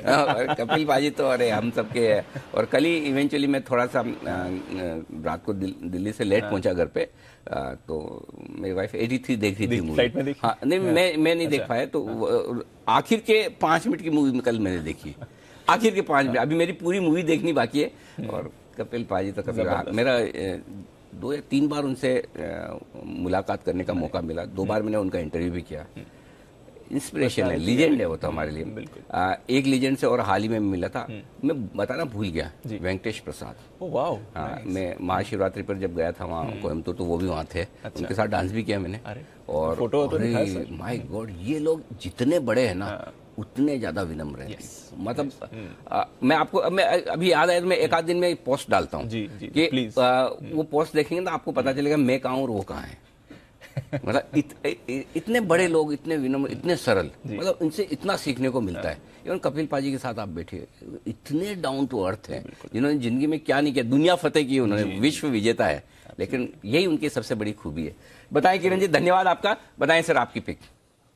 अनिल जी, कोइंसिडेंस ऐसा है कि कपिल देव की याद क्यों आई, तो परसों मैं भी 83 का क्या बात मैच देख रहा था, तो वो रिलेट कर पाया मैं जी। तो अभी मेरे जो वेल्थ क्रिएशन पिक है वो है बजाज फिनसर्व। हमने ये स्टॉक आपके चैनल पे हमारे क्लाइंट्स को 5000 के लेवल्स पे एग्रेसिव होके बाय करने की सलाह दी थी, बहुत अच्छे रिटर्न्स मिले, पर अभी भी बाय करने की सलाह है। मेरा स्टॉप लॉस रहेगा लगभग 15,000 का और टारगेट्स 24,000 28,000 2 साल के अंदर। 24,000 28,000 दो टारगेट बड़े बड़े बजाज फिनसर्व खरीदारी करने की राय। सुमित जी गुड मॉर्निंग, बताएं सर आपके लिए वेल्थ बनाने वाला शेयर।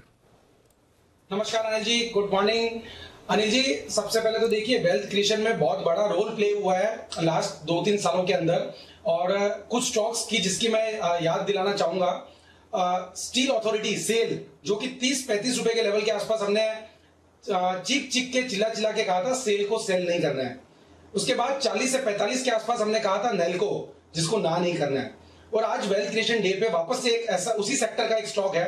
मुझे लगता है कि जिस तरह से लास्ट 2-3 सालों में मेटल सेक्टर ने तेजी दिखाई है, अभी और मेटल सेक्टर में जान बाकी है और आने वाले 1-2 साल के अंदर मेटल सेक्टर में और बढ़िया मूव ऊपर की तरफ देखने को मिलेगा। तो आज का जो मेरा वेल्थ क्रिएशन के लिए जो पिक है वो है टाटा स्टील, जिसका पहले नाम था टिस्को। बाय करो इसको, बाद में मिलेगा नहीं किसको। ये स्टॉक मेरे को लगता है अनिल जी यहां से बहुत बढ़िया मूव दिखाने वाला है ये स्टॉक के अंदर। जी अनिल जी। सुमित जी देखो ऐसा है, वो कॉलेज के जमाने हम कहते थे खाओ पियो खिसको, हाँ। अब लेना है टिस्को। वो टाइम ऐसा था खा पी के खिसक जाने का, अब ये टाइम है जो आपने पैसा खाया टिस्को लेगा। हाँ, कविता बन गई, अब लेवल बताओ आप। जी नहीं अनिल जी, आप देखिएगा टाटा स्टील टिस्को ये स्टॉक पिछले 6 महीने से कंसोलिडेट कर रहा है और मेरे को लग रहा है कि ये टाटा स्टील अब यहां से एक बड़ा मूव दिखाने वाला है। लॉन्गर टर्म टाइम होराइजन के टारगेट तो मेरे 2000 के है, बट फिलहाल मैं शॉर्ट टर्म और मीडियम टर्म के टारगेट देता हूं, जो कि जल्दी ही टाटा स्टील टिस्को में देखने को मिलेंगे। 1300-1330 के आसपास इसको खरीदारी करें, डिप में आता है लॉन्ग करके होल्ड करें। ऊपर में 1450 का पहला टारगेट, 1550 का दूसरा टारगेट, 1550 के ऊपर क्लोजिंग मिला और ये स्टॉक 2000 का लेवल दिखाएगा। इसके लिए बाय करो टिस्को, बाद में नहीं मिलेगा ये किसको। ओके परफेक्ट, ये है टिस्को। अच्छा भाई तो टाटा स्टील तो आज भी लीडर है जी, और 1994-95 तक जो रिंग चलती थी बीएससी की, जो ट्रेडिंग फ्लोर होता था रोटुंडा में, वहां पे कई सारे शेयर ऐसे जो अपने नाम से ट्रेड नहीं होते थे। करेक्ट। तो टिस्को का क्या नाम होता था, किसी को कोई बता सकता है अंदाज से? शायद सेठी साहब बता सकते। अच्छा किरण जी। ऑर्डिनरी करेक्ट, यही है जवाब। आपका भी दोनों का जवाब यही होगा, right? Ordinary. Bansal ji ordinary, right? नहीं अनिल जी, नहीं अनिल जी, मेरा जवाब टाटा एनर्जी उस जमाने में। ना गलत जवाब। आप 3:1 से हार चुके हैं। मैं और सेठी साहब और किरण जी ऑर्डिनरी, उस नाम था ऐसे ही ऑर्डिनरी शेयर, मतलब शेयर तो ऑर्डिनरी शेयर उस समय तो इसका नाम ऑर्डिनरी। अगर किसी को टिस्को में ट्रेड करना है ऑर्डिनरी बोलता था, किसी को टाटा मोटर्स में ट्रेड करना है तो उसको बोलते थे लोको। उस समय उसका नाम होता था टेल्को, मोटर। हाँ, Tata electric and locomotive company से तो लोको। हाँ, रिलायंस का नाम होता था विमल। हाँ, वो हाँ, तो मतलब इस नाम से, और वो ट्रेड करने के लिए उंगलियों का सहारा था। वो तो सिग्नल्स होते थे, मतलब सौदा कितने शेयरों का करना है वो उंगलियों से होता था, वैसा है। तो बड़ा वो भी एक जमाना था। तो टिस्को ये है सुमित जी की पसंद का शेयर। तब तो शायद सुमित जी 93-94 में तो आप जन्म ले चुके थे ना, धरती पे अवतरित हो चुके थे। बिल्कुल जन्म ले चुका था। ओके, किस कंडीशन में होते थे उस समय? अनिल जी बहुत छोटा था। जस्ट अज्यूम कि सुमित जी उस जमाने में कितने छोटे हुआ करते होंगे। ओके, आइए हमारे साथ अब राजेश पालवे साहब। पालवे साहब गुड मॉर्निंग, बताएं सर आपकी wealth creation pick. Good morning Anil ji, good morning Deepanshu ji, good morning everyone. So wealth creation pick जो स्टॉक मुझे यहाँ पे अट्रैक्टिव लग रहा है वो आईटी सेक्टर से, और आईटी सेक्टर में अगर हम देखें तो कोविड के बाद जो मार्केट में एक बड़ा फॉल हुआ था और वहाँ से जो रिकवरी बनी थी, तो एक जो सेक्टर, एकमात्र सेक्टर था जो सबसे पहले टर्न अराउंड हुआ था वो आईटी सेक्टर था, इसीलिए। और आईटी सेक्टर में अभी भी कंटिन्यूटी बनी हुई है। हमें लगता है आईटी सेक्टर में विप्रो को यहाँ पे फोकस में रखना चाहिए। जिस तरीके से ये स्टॉक में स्ट्रेंथ बनी हुई है अक्रॉस ऑल टाइम फ्रेम, हमें लगता है विप्रो एक अच्छा स्टॉक साबित हो सकता है अगले 1 से 2 साल में। अगर इसमें यहाँ पे इन्वेस्ट करें, बाय एंड एक्यूमुलेट करें डिप्स में, तो हमें लगता है यहाँ से 800 से लेके 840 तक की अपसाइड के टारगेट अगले 1 से 2 साल में विप्रो में आते हुए दिख सकते। तो कोई भी डिप मिलती है तो इसको ऐड एंड एक्यूमुलेट करें। लोअर साइड पे 520 के आसपास का स्टॉप लॉस रखें। अपसाइड के टारगेट 800 से 840 तक के हम एक्सपेक्ट कर रहे हैं 1 से 2 साल में। 800-840 तक के टारगेट के लिए आपको खरीदारी करनी है विप्रो में। क्या बात है, यह है इंटरेस्टिंग पिक आपके लिए पालिया साहब की तरफ से। हमारे साथ हैं इस वक्त वागले साहब भी। वागले साहब गुड मॉर्निंग, बताएं सर आपकी pick. Anil ji good morning, Deepanshu good morning. मेरी pick of the for the year अगले 12 से 15 महीने के लिए स्टॉक होगा लिंडे इंडिया। 3508 का बंद है, आपको एक हल्की सी गिरावट मिल सकती है 4-5-6% की, वहां पर बाय करिए। 3500 से 3300 ये बाइंग रेंज होगी। 2925 का स्टॉप लॉस होगा। मुझे लगता है 1 साल में ये 4500 तक जा सकता है। अगले 12 से 15 महीनों में आपको 30-35% की अपसाइड में देख रहा हूं। और पिछले ही हफ्ते हमने हमारे क्लाइंट्स को ये दिया है, ये मेरा डिस्क्लोजर है। बिल्कुल ठीक बात है। तो ये है आपके लिए लिंडे इंडिया। और वागले साहब धन्यवाद स्वीकार कर लीजिए कुणाल जी की तरफ से। और कुणाल जी, वागले साहब को गौर से देख लीजिए। आजकल पिंक कलर इसको कहा जाता है जो वागले साहब ने पहन रखा है। वागले साहब को दिखा दीजिएगा जरा।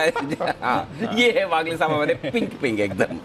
आइए, पहली टिक आपकी स्क्रीन पर आ रही है। हरे निशान में सेंसेक्स है, लाल निशान में निफ्टी है और एसजीएक्स निफ्टी थोड़ा आधा % का नुकसान दिखाता हुआ 75-80 पॉइंट नीचे है। कमोडिटी बाजार की ओपनिंग की तरफ चलते हैं, जहाँ पर जबरदस्त एक्शन है।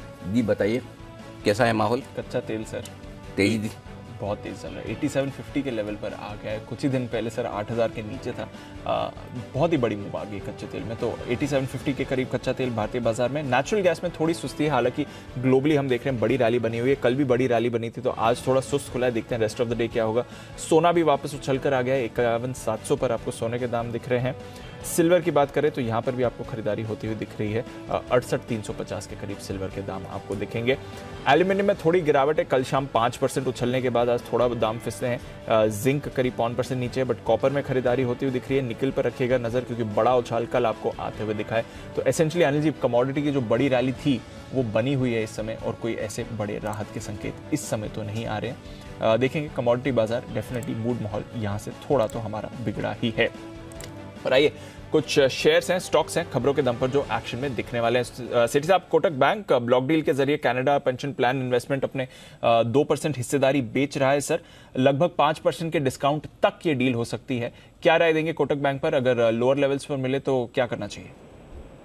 नहीं, बिल्कुल दीपांशु, अगर ये जो 5% डिस्काउंट यानी कि 1680-85 के लेवल तक अगर ये स्टॉक मिलता है तो डेफिनेटली खरीदारी करने की सलाह होगी। हालांकि स्टॉक में कल भी हमने देखा, last half an hour trade हुआ उसमें स्टॉक में अच्छी खासी गिरावट आई। बट अगर ये उससे भी 5% डिस्काउंट में अगर ये डील होती है और लगभग इसके आसपास, तो बिल्कुल खरीदारी करनी चाहिए। बैंकिंग सेक्टर पर मैं बुलिश हूँ, स्टॉक अच्छा है और इस गिरावट का फायदा उठाना चाहिए। ओके, गिरावट का उठाएं फायदा, और ये है आपके लिए कोटक बैंक। लेकिन एक और स्टॉक जिसके लिए आज मजबूत शुरुआत होती दिख रही है, वागले साहब माफ कीजिएगा सेठी साहब, आपके रडार पर काफी लंबे समय तक रहा भी है, वो है जी एंटरटेनमेंट। इन्वेस्को के साथ ऐसा लगता है अब डील ट्रैक पर आती हुई दिख रही है। जो बड़े बयान है, 10% के ऊपरी सर्किट पर खुलने की तैयारी करता हुआ दिख रहा है। इन्वेस्को शायद जो आपत्ति ले रहा था और ईजीएम बुलाने की मांग कर रहा था, उससे पीछे हटता हुआ दिख रहा है। बताएं सर, क्या है व्यू, कितना बढ़ सकता है जी? बिल्कुल अनिल जी, बहुत ही पॉजिटिव न्यूज है। और आज हमारा वो सेगमेंट नहीं था फ्यूचर्स के पिक्स देने का, अदरवाइज मेरी जो पिक ऑफ द डे था वो जी एंटरटेनमेंट ही था, जो मैंने लिखा हुआ भी है। अनिल जी, ये जो खबरें जब आई उसके बाद हमने देखा था कि जब ये पूरी डील होने की पूरी संभावना थी इनिशियली, बिफोर इन्वेस्को ने अपना ये जो ऑब्जेक्शंस वगैरह लगाए, तो हमने एक शानदार तेजी से स्टॉक में देखी। और उसके बाद जो गिरावट आई वो उसका कारण यही था कि इन्वेस्को बीच में अड़ंगे कर रहा था और उसके कारण लग रहा था ये डील होगी नहीं होगी, उसका कोई गारंटी नहीं थी। बट कल जो स्टेटमेंट आए इन्वेस्को के, जो उन्होंने ईजीएम की अपनी डिमांड को खारिज किया है और इसी जो डील है उसको मंजूरी दी है, मुझे लगता है डेफिनेटली एक बड़ा पॉजिटिव है। जी और सोनी का मर्जर होने के बाद ये एक मल्टीनेशनल मीडिया कंपनी के रूप में उभर के आएगी और स्टॉक अच्छी खासी पिटाई के बाद अच्छे लेवल्स पे ट्रेड कर रहा है। तो आज तो चूंकि कल ही ये न्यूज आई है, हालांकि कल भी थोड़ा स्टॉक चला था, तो एक 10% के सर्किट पे है, बट मुझे लगता है ये स्टॉक यहाँ से बहुत अच्छे अपसाइड दिखाएगा। तो जिन भी निवेशकों ने इसमें निवेश किया हुआ उनको तो बने ही रहना है। बाकी अगर ड्यूरिंग द डे वॉलेटिलिटी पे अगर थोड़ा कोई मौका मिले, थोड़ी कोई गिरावट या प्रॉफिट बुकिंग आती है जिन्होंने ट्रेडिंग के लिहाज से लिया है उनकी तरफ से, तो इस स्टॉक में खरीदारी करने की सलाह मुझे लगता है आने वाले 9 से 12 महीने में बहुत अच्छे पैसे इस स्टॉक में बनने चाहिए।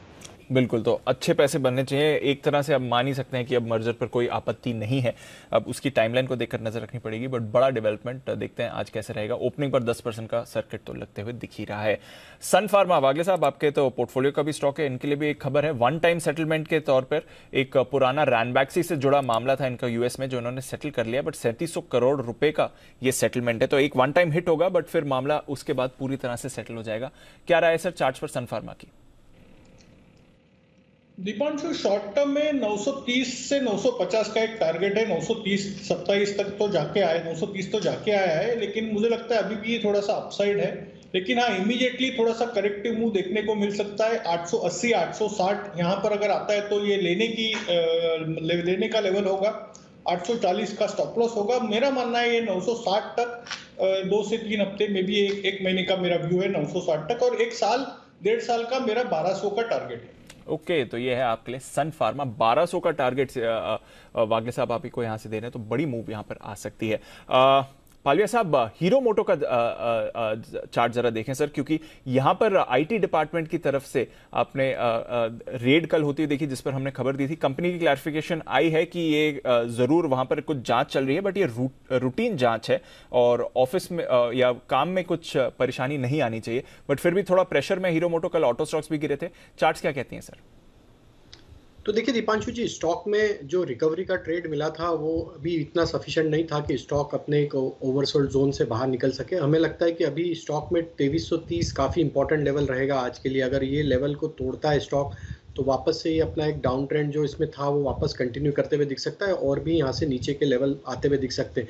तो ओपनिंग के बाद 2330 लेवल पे वॉच रखना चाहिए। अगर उसके नीचे फिसलता है तो नेक्स्ट लेवल जो लोअर साइड के बनेंगे वो करीब बनेंगे 2250 तक के।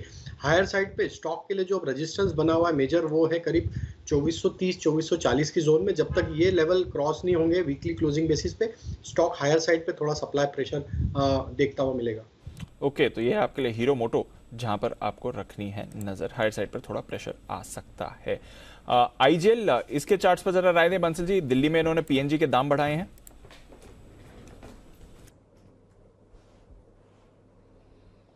दीपांशु, बिल्कुल दाम बढ़े हैं, मैसेज आ रहे हैं, और यहाँ पर नीचे में देखें तो 367 एक अच्छा सपोर्ट है। तो जिनके पास है 367 के सपोर्ट के साथ बने रहें, और 377 के ऊपर निकलेगा तो एक डबल पॉजिटिव क्रॉसओवर देखने को मिलेगा। तो फ्रेश खरीदारी की राय 377 377 के ऊपर है। जिनके पास है उनके लिए स्टॉप लॉस है 367 का। मैसेज किसके आ रहे हैं आपको दाम बढ़ने के?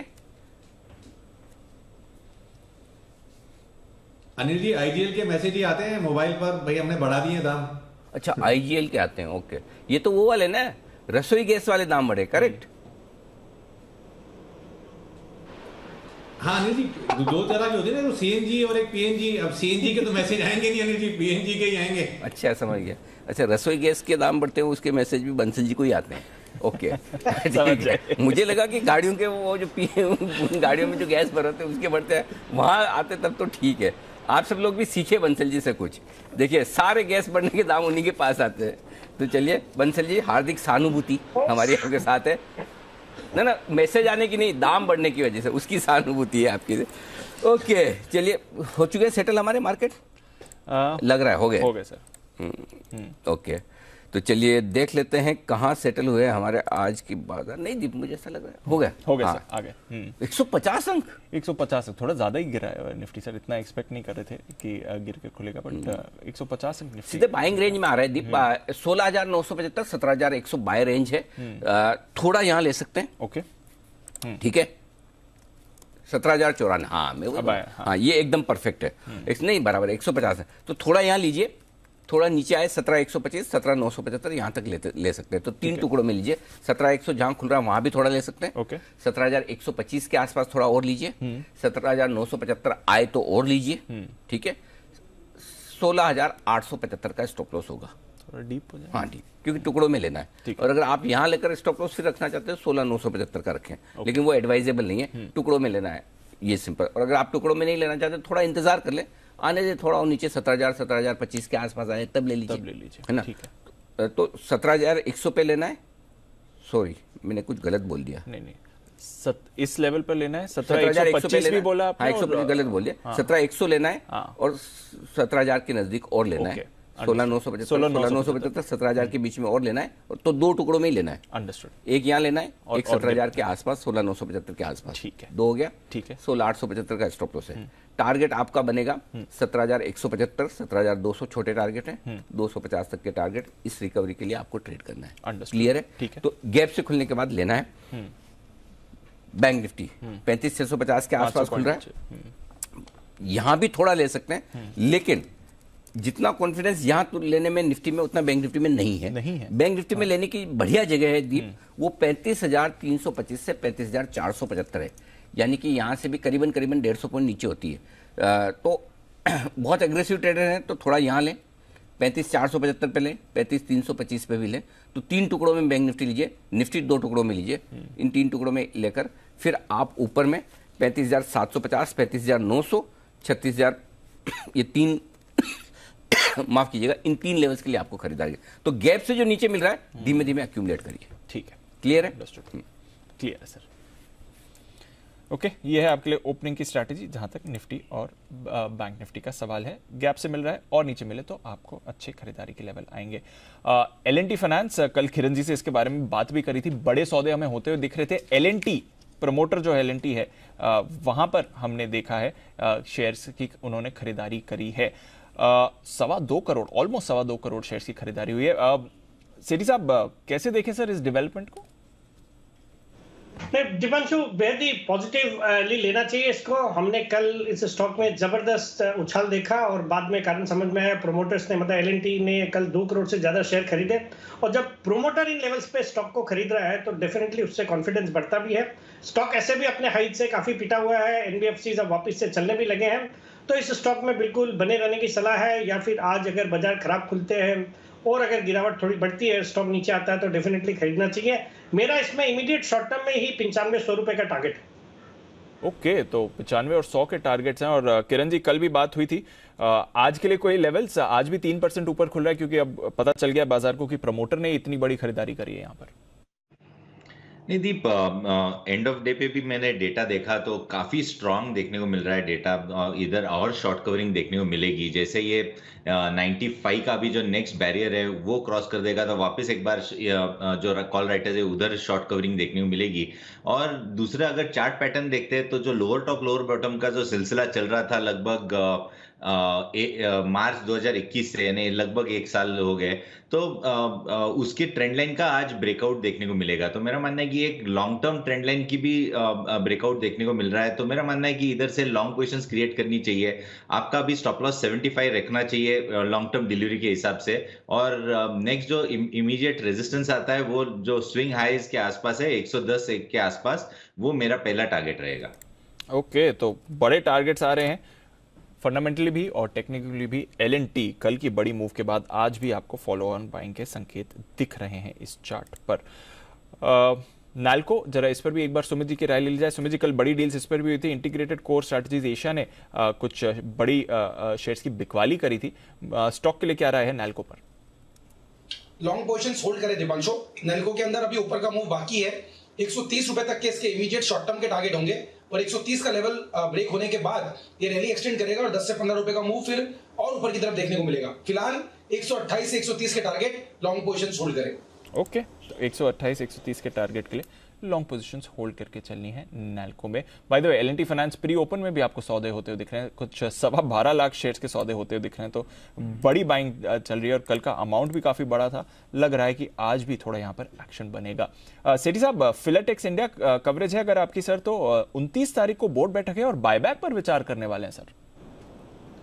नहीं सॉरी दीपांशु, इस स्टॉक को मैंने बहुत क्लोजली कवर नहीं किया है, तो इस पर राय देना थोड़ा मुश्किल। कोई बात नहीं सर, पर एक बार जरा चार्ट चेक ले लिया जाए कुणाल जी के साथ। कुणाल जी, फिलाटेक्स इंडिया बायबैक करने वाले हैं ये सर? देखिए चार्ट मजबूत है दीपांशु, लगातार हम इससे एक आउट परफॉर्मेंस देख रहे हैं, पूरा स्पेस ये जो है ये मजबूती दिखा रहा है। और फिलाटेक्स में भी 125 रुपए के ऊपर ये एक ब्रेकआउट आता हुआ हमने 2-3 सत्र पहले देखा, उन लेवल्स के ऊपर ही टिका हुआ है। तो मेरी राय में 125 के स्टॉप लॉस से होल्ड करना चाहिए। नई खरीदारी की मेरी राय नहीं है, लेकिन जिनके पास है 125 का स्टॉप लॉस लगाएं, होल्ड करें। हो सकता है स्टॉक एक बार के लिए 145 के लेवल्स भी दिखा दे। ओके, तो ये है आपके लिए फिलाटेक्स जहां पर रखनी है नजर। बंसल जी एक बार जरा आईसीआईसीआई बैंक पर राय दे दे सर। बाकी बाजार के साथ सुस्त खुल रहा है, 2-2.25% नीचे। कोई इंपॉर्टेंट लेवल्स आज के लिए 700 के करीब खुलते हुए दिख रहा है सर। देखिए बिल्कुल दीपांशु 700 के करीब खुल रहा है। प्री ओपनिंग में देखें तो 702 रुपए के रेट आ रहे हैं और नीचे में अगर हम देखें यहाँ पर तो सपोर्ट के पास ही दीपांशु खुल रहा है। तो 700 एक अच्छा बेस है, अगर 700 के नीचे निकलता है तब यहाँ दिक्कत देखने को मिलेगी। और किसी ने अगर बीटीएसटी शॉर्ट टर्म नजरिए से लिया हुआ है और 700 के नीचे सस्टेन करता है तो एक बार लॉन्ग में से निकल जाना चाहिए। ओके, तो ये है आपके लिए 700 का स्टॉप लॉस आपको रखना है आईसीआईसीआई बैंक में। 2-2.25% कमजोर खुलता हुआ, इसी की वजह से बैंक निफ्टी पर भी दबाव आपको ज्यादा आज नजर आएगा। काफी हमारे जो दर्शक हैं उनके ट्वीट आ रहे हैं डीप, कई सारे ट्वीट इतने इंस्पायरिंग है। जब आप सवाल पूछे तो मैं खो गया था उनमें। कितने लोगों ने इस समय में अपनी स्टॉक मार्केट के निवेश और करियर की शुरुआत की है और क्या क्या दाम पर। मतलब मैं बताऊं, कुछ कुछ लोग हैं ना, मैं ऑनेस्टली कह रहा हूं, आप हमसे ज्यादा समझदार हैं। 400 रुपए में 500 रुपए में बीएससी लेकर अब तक बैठे हैं 2000, 2500, 3000 के भाव। एनीवे इस पर बाद में करेंगे। आइए पहले शुरुआत करते हैं 17,100 पर खुलता हुआ निफ्टी 135 अंकों के नुकसान के साथ 450 अंक नीचे है निफ्टी बैंक और 450 अंक ही नीचे है सेंसेक्स भी। ये है आपके लिए पहले ट्रेड पर 0.25% का नुकसान सेंसेक्स निफ्टी में, 1.25% का नुकसान बैंक निफ्टी में। ट्रेडिंग रेंज के लोअर एंड के पास सपोर्ट लेने की कोशिश और वहां से रिकवरी का संकेत मिलता हुआ बैंक निफ्टी से अब 35,700 पर आता हुआ दिख रहा है और 17,100 के आसपास जहां खुले वहां पर खरीदने की कोशिश कर लीजिए, वहां से हल्की रिकवरी के संकेत है। पहला मिनट है, देखते हैं कहां सेटल होते हैं। लेकिन आइए तब तक स्टॉक्स देख लेते हैं। दीप, कोटक बैंक 3% नीचे, जाहिर सी बात है कि ब्लॉक डील हो रही है, 2 करोड़ शेयर है तो 4 करोड़ शेयर 4 करोड़ शेयर 2.8 पहले और फिर 1.25 करोड़ ग्रीन शू के तौर पर, तो उसका असर है 1713 के आसपास। आईसीआईसीआई बैंक 2% नीचे, हीरो मोटोकॉर्प 2% नीचे है। कल हमने जो सबसे पहले आपको खबर बताई कि इनकम टैक्स की जो छापेमारी हुई, कंपनी की क्लेरिफिकेशन के बावजूद स्टॉक 2% नीचे है। टाटा मोटर्स में 2% का नुकसान है। तो आज कमजोर क्या है? बैंक्स कमजोर है, ऑटो कमजोर है। टाटा मोटर्स, हीरो और मारुति ये कमजोरी दिखा रहे हैं। एनबीएफसी कमजोर है, बजाज फाइनेंस, बजाज फिनसर्व ये स्टॉक्स कमजोर है। यहाँ से आ रही है कमजोरी। मजबूत ओएनजीसी, ये इसका सिस्टम ठीक है, बाजार कमजोर मैं मजबूत, तो फिर तो इस हिसाब से आईटीसी भी हरे में होना चाहिए। Let's see. लेकिन हिंडाल्को 1.5% नीचे, कोल इंडिया 1% ऊपर, माफ कीजिए हिंडाल्को 1.5% ऊपर, कोल इंडिया 1% ऊपर। वायदा कारोबार की तरफ आ जाइए तो कोटक बैंक 3% नीचे, टॉप लूजर एचपीसीएल 3% नीचे, एबीबी 3% नीचे, मदरसन सुमी में भी नुकसान 3% का है। ग्रेन्यूल्स वोल्टास कल का स्टाफ परफॉर्मर आज बड़ा गैप से नीचे खुला है, सीधा 2.5% नीचे, क्या बात है। बलरामपुर चीनी बैन में है और है नुकसान में 2.5% की कमजोरी के साथ। दिग्गजों में हीरो मोटोकॉर्प, आईसीआईसीआई बैंक नुकसान के साथ कारोबार करते हुए। मजबूत जी एंटरटेनमेंट आज का टॉप परफॉर्मर, इन्वेस्को की तरफ से डील को एक तरह से ग्रीन सिग्नल, 10% के ऊपरी सर्किट पर सीधा खुलता हुआ जी एंटरटेनमेंट, जबरदस्त एक्शन यहां पर होता हुआ दिख रहा है। सेल 2.5% मजबूत, 100 के पार टिकता हुआ।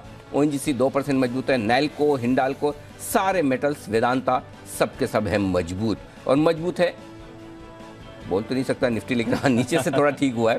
तो करीबन 40 पॉइंट रिकवरी हुई है निफ्टी में। 107 अंक अब भी नीचे है, 485 अंक नीचे बैंक निफ्टी में वो साइजेबल रिकवरी नहीं है, लेकिन निफ्टी थोड़ी कोशिश कर रहा है। सेंसेक्स कोई खास कमजोर नहीं है, 350 पॉइंट के आसपास। ये है अब तक का कारोबार। दी कैश स्टॉक्स में भी भरपूर एक्शन होते हुए दिख रहा है सर। थोड़ा रोटेशन आपको आज दिखेगा। आलू वाले कॉन्ट्रैक्ट में अच्छी खरीदारी हो रही है। फिलाटेक्स जो बायबैक के लिए तैयार हो रहा है 4% ऊपर। वी गार्ड में आज आपको एक्शन आते हुए दिखेगा। इन्फी बीम आज ऊपर दिख रहा है सर।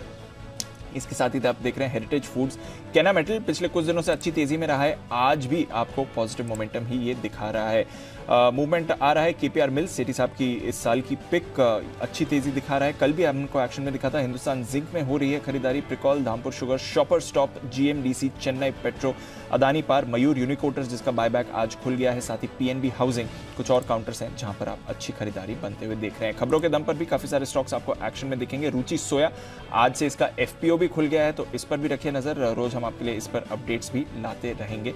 जहां तक FPO का सवाल है, अडवाणी होटल्स, कल डेल्टा कॉर्प ने इस पर 4 लाख शेयर्स बेचे थे, तो इसको भी अपने रेडार पर रखें। कहां पर हो रही है गिरावट, जरा ये भी देख लीजिए। वरुण बेवरेजेस 2.5% नीचे खुला है। स्वराज इंजन्स में वीकनेस दिख रही है। HDFC AMC 2% फिसलता हुआ दिख रहा है। IRB इंडस्ट्रीज कल 8% तेजी के बाद आज 2% नीचे है। Emami Limited, Welspun India, JNK Bank, RK Forging, Century Ply, Amber Enterprises, JK Tyres कुछ और स्टॉक्स हैं जहां पर वीकनेस है। तो अनिल जी, रोटेशन है, अच्छा मिक्स है बाजार के एक्शन का इस समय, और आप मूवमेंट भी काफी सारे स्टॉक्स में देख रहे हैं, बट अनफॉर्चुनेटली सर सस्टेन नहीं कर पा रहे। निफ्टी वापस 17,150 के नीचे आ गया, ओपनिंग लेवल्स पर ही है, और बैंक निफ्टी भी वापस अपने ओपनिंग लेवल्स पर ही आ गया, करीब 500 पॉइंट्स की गिरावट। तो बिल्कुल ठीक बात है। क्या होता है, तो ये है आपके लिए। हाँ, निफ्टी ठीक है, day high, Nifty day high पे। दीप क्या कर रहे हो? 150 यही वाली बात देखो, खराब में तो बहुत खराब लगेगा, लेकिन जैसे वही वाली बात है, 2 साल पहले सब खराब है, हमने उसको पॉजिटिव ही कर दिया। वेल्थ क्रिएशन डे है, कौन मतलब ऐसे दुखी होने के लिए तो बहुत दुखी हो सकता है, लेकिन कौन नहीं चाहता कि ऐसे भाव, ऐसा मार्केट आपको फिर से मिले। सही बात, भले एक दिन के लिए मिले, रोज ना हो, बट यही वाली ऑर्डर के लिए मिले, खाली बाय ऑर्डर के। बट यही खूबसूरती है बाजार की, कि आपको जब मौके देता है आप ले पाते नहीं ले पाते, कोई बात नहीं। अगर पिछली बार मिस कर भी दिया तो इस बार कम से कम ये अनुभव आपके पास होना चाहिए कि आप वापस से अगली बार कभी ऐसा मौका मिले तो उसे चूके ना। ये 10% के ऊपरी सर्किट पर है इस वक्त आपके लिए जी एंटरटेनमेंट। पालवे साहब ये बताएं, खुलने के बाद अब ऊपर के लेवल्स क्या इंपॉर्टेंट होंगे? जी, जिस तरीके से स्टॉक में सर्किट लगा है, हमें लगता है यहाँ से अब नेक्स्ट जो लेवल बनता है इसका 300 रुपए के आसपास, वहां तक ये स्टॉक में अपवर्ड मोमेंटम कंटिन्यू होते हुए दिख सकता है। तो जिनके पास भी पोजीशन है होल्ड रखें, नेक्स्ट लेवल हमें लगता है 300 तक आते हुए दिख सकता है। ओके, तो 300 तक आते हुए लेवल्स दिख सकते हैं। अब 10% का सर्किट है ओपनिंग पर, इंतजार करते हैं, सर्किट खुलने दीजिए, उसके बाद लेंगे एक्सपर्ट्स की राय। गेल यहां पर भी ओपनिंग पर अच्छा एक्शन दिख रहा है। वागले साहब, बाकी सारे गैस रिलेटेड स्टॉक्स तो दौड़ चुके हैं, गेल में क्या होगा सर? दीपांशु, ये लेवल सही है बाय करने के लिए। पिछले 5-6 दिनों में से 142-143 का एक स्ट्रॉन्ग सपोर्ट उभर कर आ रहा है। मुझे लगता है 145-146 ये 150 के पार निकल जाएगा, और ये 155 का मेरा पोजिशनल टारगेट होगा। आज का टारगेट, या मे भी आज और कल का 150 का टारगेट होगा। तो ये है आपके लिए गेल, जहां पर आपको रखनी है नजर। एक्शन में है स्टॉक इस समय, मूव आ रही है औरो फार्मा में, इस पर रखिए नजर। औरो फार्मा आज ओपनिंग पर थोड़ा मोमेंटम दिखा रहा है। बंसल जी, 700 का लेवल औरो ने रिक्लेम करा है, ओपनिंग पर गेन्स भी है, क्या इसके लिए आज अच्छा दिन हो सकता है सर? देखिए दीपांशु, यहाँ पर worst seems to be over, और स्टॉक का जो टेक्निकल स्ट्रक्चर है काफी बढ़िया है। 695 के ऊपर इसके अंदर एक ब्रेकआउट देखने को मिल रहा है, तो जिनके पास है होल्ड करें। नई खरीदारी की भी राय है, 722-725 का लक्ष्य बैठता है।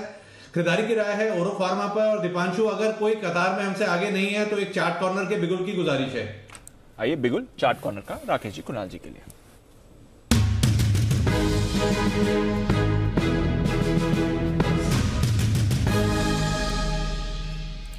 बताएं सर।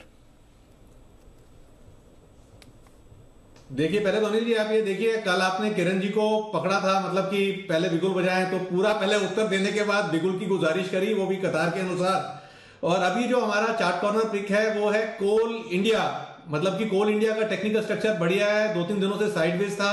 आज शॉर्ट टर्म चार्ट पर एक ब्रेकआउट, साथ में एक पॉजिटिव क्रॉसओवर, और गिरते बाजार के साथ ये स्टॉक भी चलने का दमखम रखता है, बड़ी तेजी दिखाने का दमखम रखता है। और अभी जहां तक मैं रिकलेक्ट कर पा रहा हूं, कल या परसों में कुणाल जी ने बड़े वाले टारगेट्स भी दिए थे, तो ओवर टू कुणाल जी। अनिल जी देखिए, बहुत जबरदस्त चार्ट स्ट्रक्चर है कोल इंडिया का, बड़े अरसे बाद इसमें कुछ मोमेंटम लौटता हुआ दिख रहा है। और अभी जब इस पर बुल्स एंड बेयर चल रहा था तभी भी इस पर बड़े अग्रेसिव टारगेट्स दिए थे। तो अनिल जी खरीदारी की राय है, यहां पर एक स्टॉप लॉस रखें। ट्रेडिंग के लिहाज से स्टॉप लॉस रखना है 184 रुपए पर, 184 के स्टॉप लॉस से खरीदारी करें। पहला टारगेट होगा 192 रुपए का, 192 का। इवेंचुअल टारगेट है 196 रुपए 50 पैसे का, 196 हाफ के टारगेट के लिए कोल इंडिया में हमारी खरीदारी की राय। ओके, तो कोल इंडिया पर करें खरीदारी। कमोडिटी रिलेटेड प्लेस पर ही आपको रखनी है नजर। कोल इंडिया हो, नाल्को हो, ONGC है, गेल है, हिंडाल्को, वेदांता, यही सारे स्टॉक्स हैं जहां पर आपको मूव आती हुई दिखेगी। हिंदुस्तान कॉपर भी आज आपको मूव दिखा रहा है, इस पर भी रखें नजर। इंडिया सीमेंट्स में ओपनिंग पर खरीदारी हुई है, ये भी एक अच्छा काउंटर है। और कॉनकॉर ये भी थोड़ी मूव इस समय दिखा रहा है। कॉनकॉर एक इंटरेस्टिंग चार्ट होगा, देखते हैं यहाँ से ये एक्शन पकड़ता है कि नहीं, बट उसके सामने फिसल भी रहे हैं काफी सारे स्टॉक्स इस समय, और देखते हैं यहाँ पर ये संभलेंगे या फिर और गिरावट आएगी। HPCL ये 3% गिरा है, बाकी OMCs में इतनी वीकनेस नहीं दिख रही है जितनी HPCL में आपको दिख रही है। पालविया साहब को इस चार्ट पे बाकी OMCs के मुकाबले थोड़ा कमजोर ये वैसे भी रहा है। तो जी दीपांशु जी, देखिए ओपनिंग के बाद से स्टॉक में जरूर एक गिरावट देखने को मिली, लेकिन हमें लगता है जिस तरीके से स्टॉक के स्ट्रक्चर है यहाँ पे 270 के आसपास इसका एक अच्छा सपोर्ट है लोअर साइड पे। हालांकि स्टॉक में across all time frame weakness तो बनी हुई है, लेकिन नियर टर्म सेटअप पे देखें तो 270 के आसपास इसमें अच्छा सपोर्ट है। तो ये जो गिरावट है ट्रेडिंग पॉइंट ऑफ व्यू से 270 के आसपास अगर ये मिलता है तो वहाँ पे एक पुल बैक के लिए बाय किया जा सकता है। हमें लगता है कि वापस से स्टॉक में लोअर लेवल से बाइंग इंटरेस्ट बनते हुए दिखेगा, क्योंकि स्टॉक एक बेस फॉर्मेशन करते हुए दिख रहा है। तो 270 के आसपास आए तो वहां पे बाय करने की सलाह रहेगी। ओके, तो यह है आपके लिए HPCL। निचले दरों पर खरीदारी भी करें, बट फिलहाल थोड़ी और कमजोरी इसमें आ सकती है।